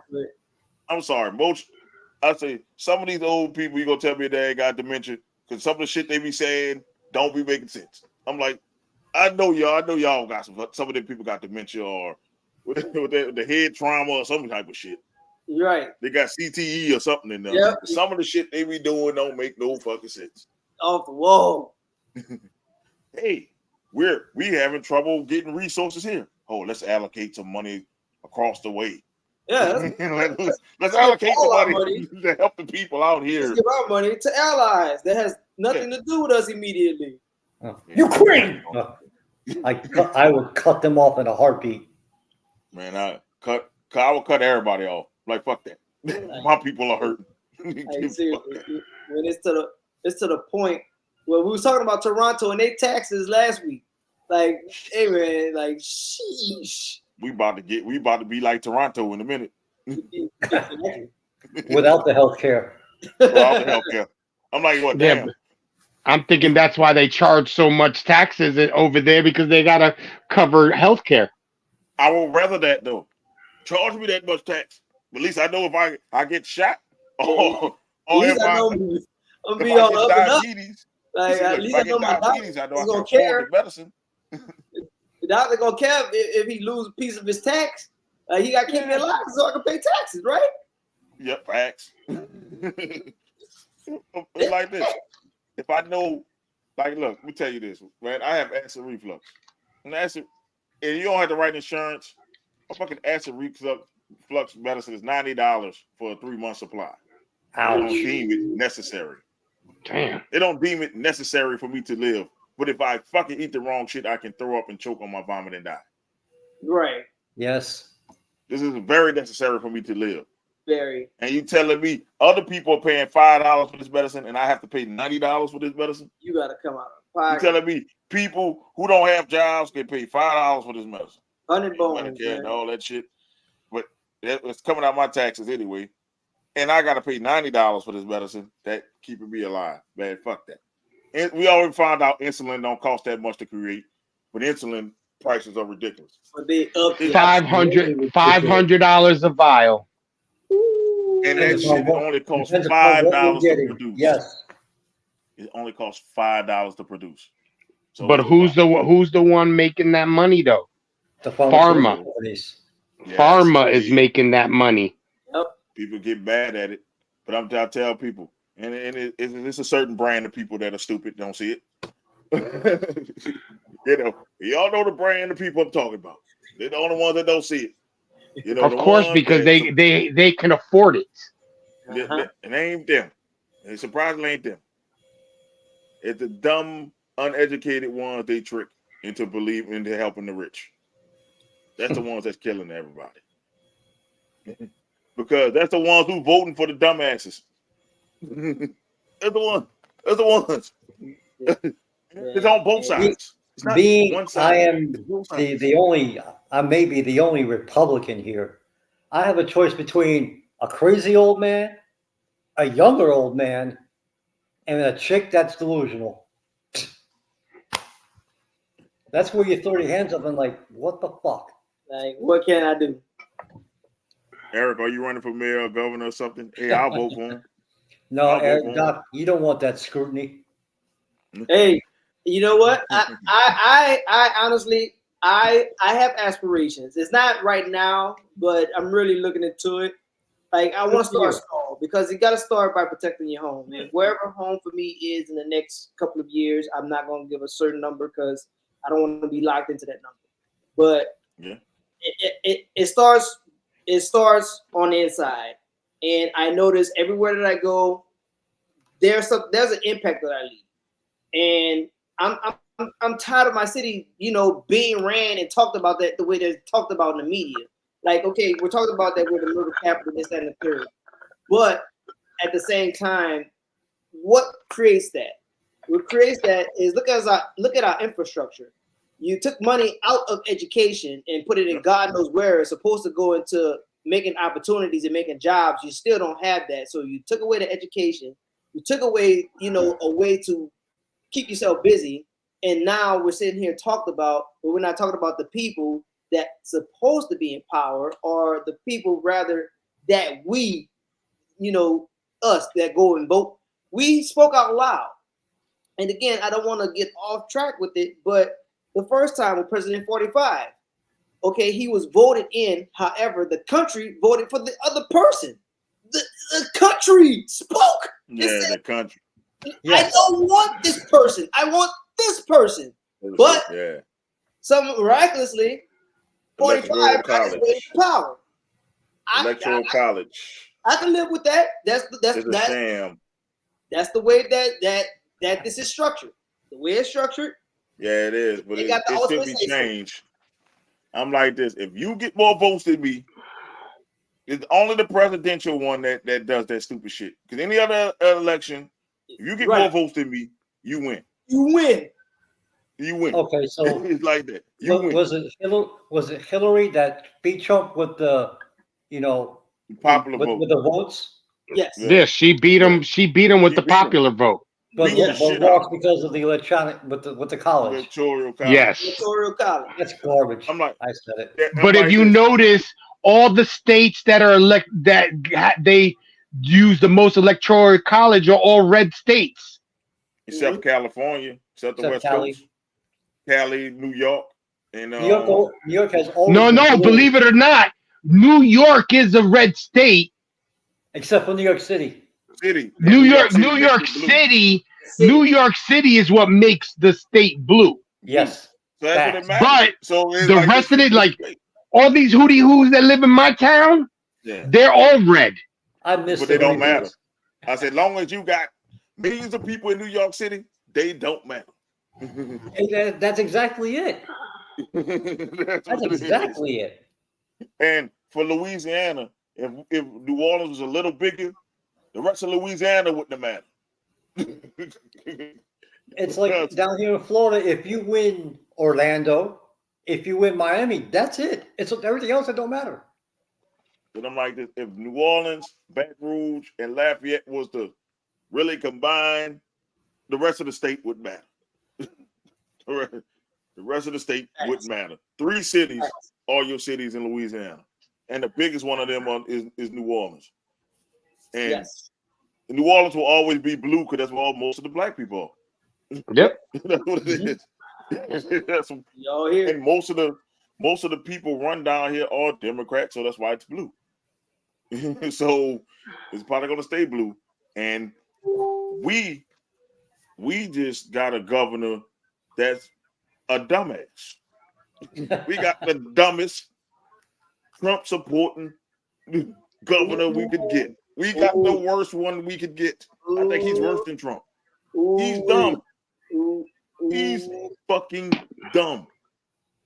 And the people who wanted to go party for the Saints-Texans game, yeah, you just screwed the fuck out of us. You screwed us. Nobody voted. Man.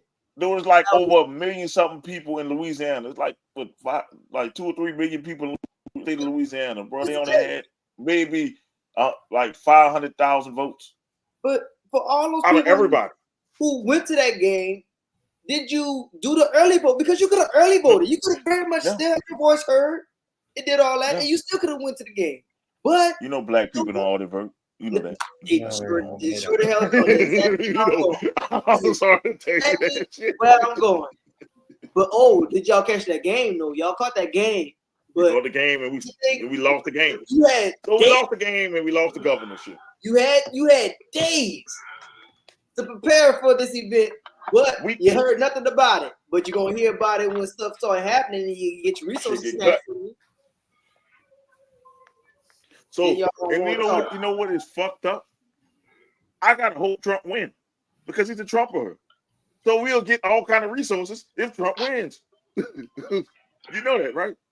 Yeah, and that's the scary thing. That's the scary No, thing. the reason why he wins, the reason why you would get shit is because he gives the millions and billions of dollars in tax breaks to all these companies, and that's the reason why things get cheaper.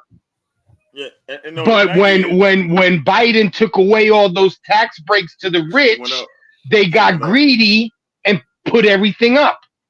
No, I'm just saying it's gonna get cheaper because he got a kiss ass. We got a kiss ass. He kisses his ass, and so we'll get anything we will want because he's a kiss ass. Listen, he turned around and said, if he's the president, he gets elected the president, he's becoming a dictator. And the people are still, and those words came out of his mouth. So Izzy, you can huff and puff all you want. No, those words came exactly out of his mouth. I'm not disagreeing with you, brother. Not at all. I don't think Izzy is a trumpeter. I don't think he's still. I don't think is he a trumpeter. I don't think he is. It's I just, think he's a as I Republican. said, He's a crazy old man, Republican. a young old man, and I'll put it this way. I don't misguided think chick. all Republicans are bad. I just don't like a certain brand of Republican. No, it's not. It's not all. It's really not. You know, and like there's some really pretty sensible Republicans. So that's like that are moderates. Like I'm a moderate. I don't lean too far left, but I just just don't like how certain people in the Republican Party. Well, I see it this way. They were trying to cut Medicaid. They were trying to cut retirement money. You know what I'm saying? Like Yes, the sir. people that have worked their hard asses for 40, 50 years aren't going to have anything to retire to because the right wants to cut everything because they want to keep everything. Facts. And you know why I say fuck George Bush? I won't have any Social Security. Damn. Because you know who Social Security got used for that fucking fake ass war in Iraq? Ours, Eric. Yep. I didn't vote for that. I was in high school. I didn't vote for that. Who was that? I didn't ask for that. If that's the case, fuck that war. Fuck that oil. Give me my damn money. Well, yep. Because I don't have a say so. But guess what? I don't give a fuck about America like that. They're gonna use me. Money. Well, Shit. boys, Yo, you want to hear something that's gonna bug you out? Do you know that Barack Obama is related to the Bushes? I can believe it. I did not know that. I can believe it. Look it up. Look it up. I can fucking believe it. That's look it up. Look it up. If Barack Obama is related to the Bushes, through his mama, right? It have to be. It have to be through his mama. It's definitely got to be through his mama. Yeah. It's got to be on his mama's side. Daddy Kenyan. But no wonder that they click tight like that. Cause don't you ever see whenever Michelle is around them, they're very huggy kissy with the Bushes. That dude George loves him some Michelle, man. I'm looking at that. I'm like, say, bro, your wife don't have a problem with this? But I mean, it could be, man. It could be that uncle thing. I don't know, cousin, whatever. I don't know. You guys also need to check out the movie on Netflix. I gotta remember the name of it. Send in the chat. Damn it, I think I'm gonna put up something else to see you don't know the name of it. No. I just saw it the other day too. What the hell's the name of that movie? I'm gonna look it up really quick. But this is a movie that was made by a recording studio that's owned by the Obamas. Oh shit. Now there is more bad news for Obama. A study published yesterday. Well, this was 2008. That he's related to the Bushes, according to Google. Okay. So, something to go and look up. Something to go research. Give me a reason to go to the library. It won't be tomorrow, but yeah, but this whole thing about, I know we got on that, like voting, like, man, that stuff is important. Yes. All my uncles and stuff, grandma told me how important voting was. And when I realized when she was little, they couldn't do it and they were killing people because they were voting. Yes. Like, that's why I say I would never spit in her face and not vote. That's like spitting in your ancestors' face. Yes. Because they died to vote for what we got. This right. I say, man, we don't have to count marbles or jelly beans in a jar. Like they used to get a big ass jar, put a bunch of jelly beans in that bitch and tell you count all them bitches. Who got time to count all them bitches? You can't take the jelly beans out the jar. You got to try to count them bitches in the jar. Yes. The movie is called Leave the World Behind. What's her name from Pretty Woman is in it. Julia Roberts is in it. My wife was watching that Watch that movie and pay attention to it.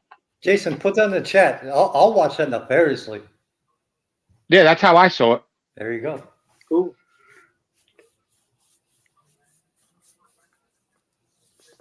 But I didn't know they owned their own studio and they're making movies now. Well, I mean, the private daughter sector, is. you good to do anything that you want to do. Man, I know this was got off kilter, but it's an important thing. So I wish if anybody watched our stuff, like take that vote shit serious. I'm not telling you which way to vote.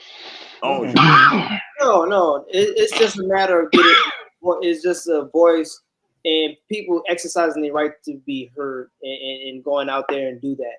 Because I was discovering the numbers for the turnout for the voting for Louisiana, how many registered voters we have, and how many actually showed up and turned out. Very low numbers. It was not great. Like I said, I apologize, fellas. I didn't want to get us too far off base. Oh no, you good? No, you're good. Very important. That's a very important topic, that needs to be covered. And all I can say is get them old codgers out of office. Right. Yeah, Democrat, Republican, whatever. Get them old ass codgers out of office. Yes. I see it this way. I vote for everything. Yes. But what I pay attention to is what I need to vote for in my area where I live. Exactly. I know that it takes you got to go through. There's levels to the game when it comes to changing shit in Washington. Absolutely. You got to go through this one. You got to go through that one. But here in your hometown, they can change it like that.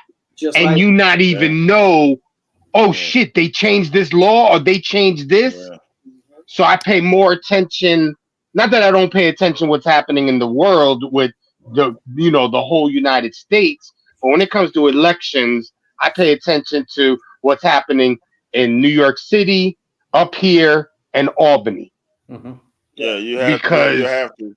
Well, Jason, in your case, you're smack in the middle. You're right smack in the middle between Albany and New York City. So I get that. Like you have to because you could directly affect the one at home. And like I vote, I no longer vote in New Orleans because I moved out technically, another parish. But I look at New Orleans politics, but I vote for everything here. Oh no, you ain't about to slip no shit on me in here.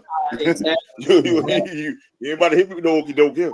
Hey, I might not know everybody who to vote for, but them addendums and all them little stuff they proposing. That's it.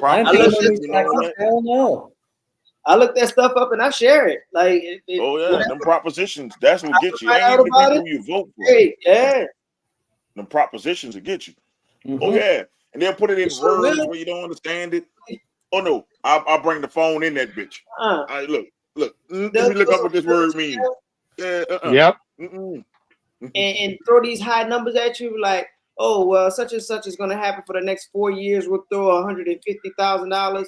It's making you think, oh, I'm about to get paid. No, it's regarding that they're going to take away a resource, and you have voted to yes that they can't take away that resource, and all of a sudden now you're stuck with potholes that's going to be in your street for the next 4 years because guess what? You don't have the money.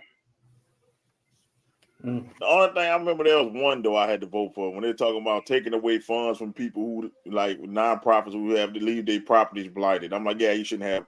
You should be able, you have to pay property tax now because you're not taking care of your fucking shit. Exactly. I remember there was one that was like that. So you got to take care of your shit. I'm tired of these blighted houses around here. Shit like that. I read up on. I'm like, I'm about to have you get me all messed up in here. Then anything can happen to these old blighted houses. You can have gardeners who hiding in them. And let's just say, for instance, and I'm gonna just use me for instance.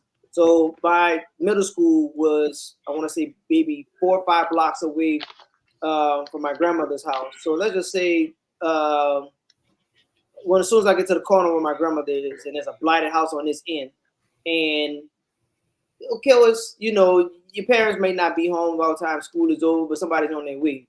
Let's say somebody just hiding out in this blighted house.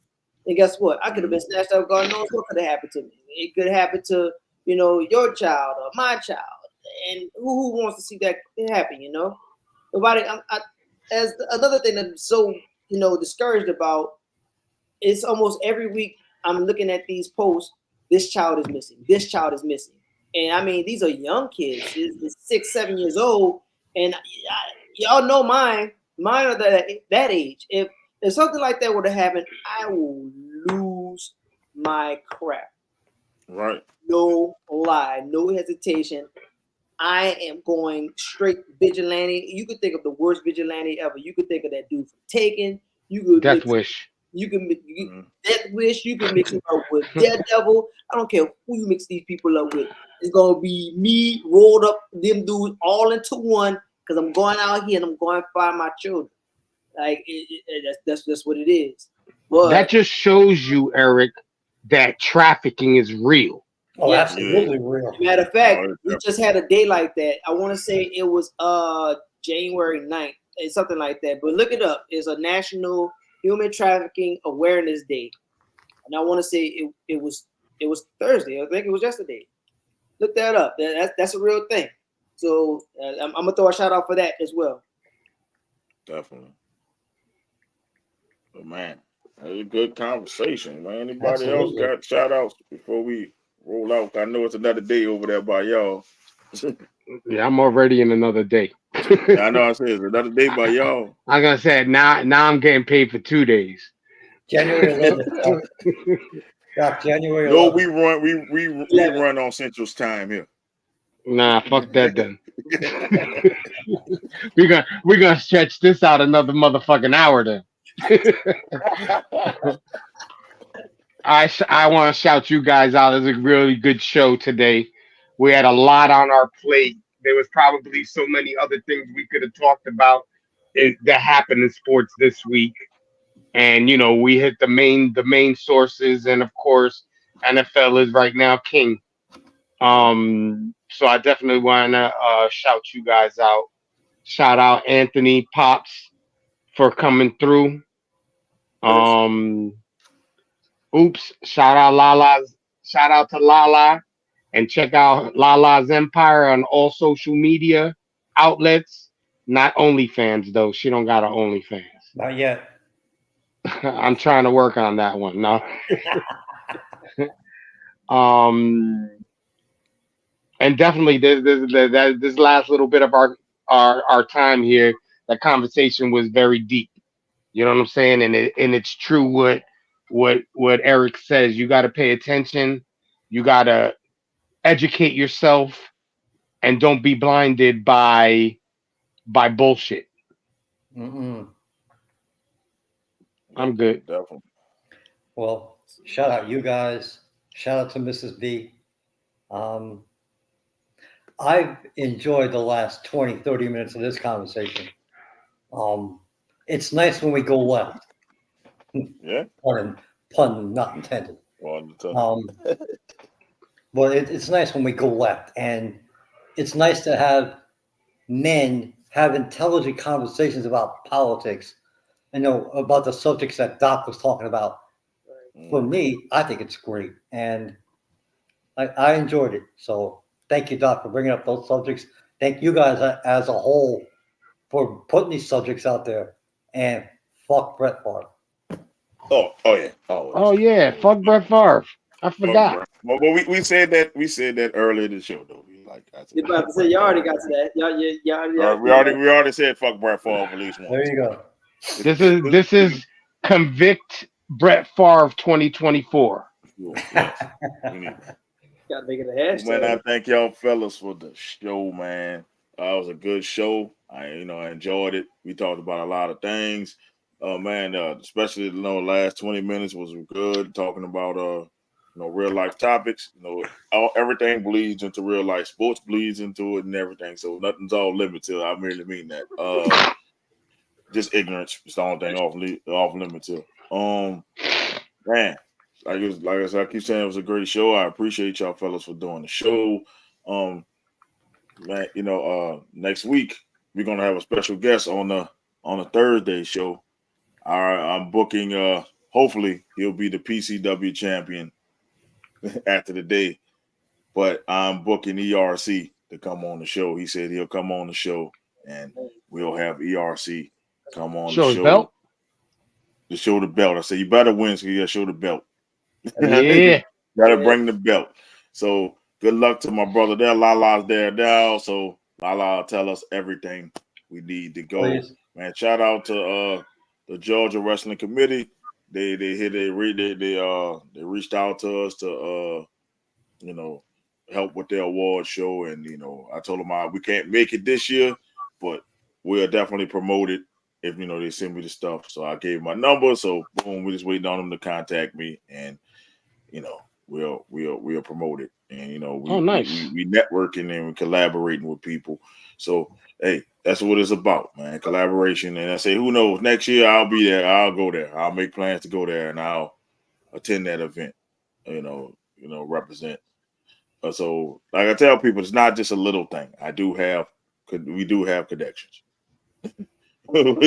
we do. And like I said, I appreciate Georgia, even though I hate the Falcons, but I appreciate Georgia. Talk shit after the fact. Yeah, we go. That. Oh man. We'll be back next week with the sports show. And hopefully we'll find out who won the wild card weekend. See if Izzy can keep his lead up, or is he gonna lose more games than he wins? How many games ahead is he? I think he's like 5 or 6. This dope catching. Nah, I was gonna say we picked a couple. You gotta have a perfect playoff bracket. The thing is, not even because he's still picking. He picked the team. He picked the same teams. So he picked some of the same teams. I would have to go completely opposite of him and hoping all those upsets happen, which is highly unlikely. Yeah. So he'll get the trophy. The trophy's in the mail. Okay. He'll get a trophy this fucking small. Give him this trophy, the smallest violin in the world. With a Giants logo on it. And it says, I got weapons. I got weapons. I got weapons.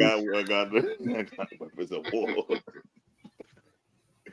Well, man. Thank y'all for joining us, man. Thanks, Pop, for the like, and Anthony, as always. And Anthony, you're now a part of the chat, so you can comment. You better put do not disturb, because we fucking post all the time, buddy. Yeah. Yes. We do. No matter, it be 3, 4 in the morning. Oh yeah, thanks Ryan and Chris. My boy Chris and my cousin Ryan, they came on and they commented. Yes. And of course Eric's. Oh yeah, Zam, man. Zam. Yeah, Zam. He came on and he talked for a while. And of course Eric's burner, Mrs. Bitch. Yes. Miss Bitch. Burner. Burner account. I forget about our bet, Zam. So we play the Cowboys next year. So y'all got push-ups on? I'm on the hook already. You on the hook already? So that means Zam. That means I'm gonna have to send you the damn link, and you will be able to do the push-ups. We serious about those push-up bets. I'm on the hook with Zam. So. Don't do like Nasty and bet all the Saints fans, and you got to do all the fucking push-ups. Nasty came in. Yo, if you really think about it, Nasty hasn't been right since those push-ups. He had to do push-ups on 2 separate shows. He did. And then right after that, something happened. Yeah, I can't make this show. Mm-hmm. That dude, did he have 200 push-ups? Something like that. Yeah, It was 100 push-ups a piece. 100 against both of them. Yeah, I got the video. I'm gonna send the video again. Oh man, 100 I apiece. got it as a painting. I made it a painting of him doing the fucking push-ups. So you should put it on here. So when we sign off, it's one of the on the video package. That's one of the things that pops up. I'm gonna redo the video package because we got some good stuff. So I'm gonna redo it. We got new logos and shit. So I'm gonna have to redo the video package and put it on there. Him doing the fucking push-ups. Dying. He was fucking dying. Honestly, I want you to actually watch that whole video of him doing the push-ups. I bet you he didn't give you 200 because not all of us were watching him. Oh no, I watched it. I was counting. Oh, you counted it all the way through? Yeah. Okay. I counted. He was dying. He was doing 20 at a time. He started dying at the end. Yes. That boy said, he got to like 160. He said, I can't do it no more. That He dude just started laying on the floor. Then he started doing 10 at a time. He was like, boom. Yeah. 2 minutes of pass, 2 minutes of pass. And then, Go ahead. Talk about something else. I wish you guys would have bet on the fact that Will Levis ended up being his starting quarterback. He kept saying, nah, they ain't going to make him a starting quarterback. They ain't going to make him a starting quarterback. I'll be that person that posts NFL news and good pictures like tonight. Yeah, that was a good picture that he said. That wasn't that picture, Selma. I don't know. I can't because I'm on here. I'll see all the shit sent. Is that AI though? That's what I want to know. Is that AI? Well, look at the picture of the snake that HR made, and look if it has the same type of graphics. It kind of does. That look like AI. Probably is. But it still looks good. I don't care. yes. I don't care. And so, with that being said, man, this is your host, Mo Young. You got Doc Eric. You got the nefarious one and the diabolical hater Jay. We'll see y'all later. Peace, and we out. We out this thing. Get everybody.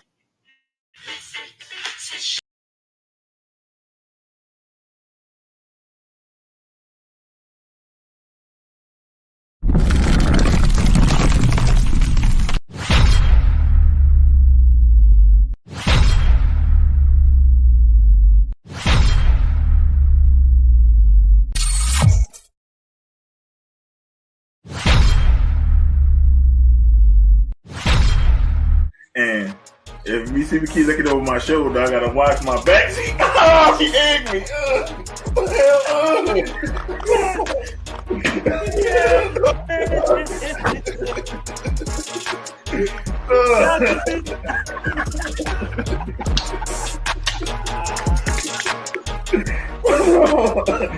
Oh, shit all over my rip off with the jersey.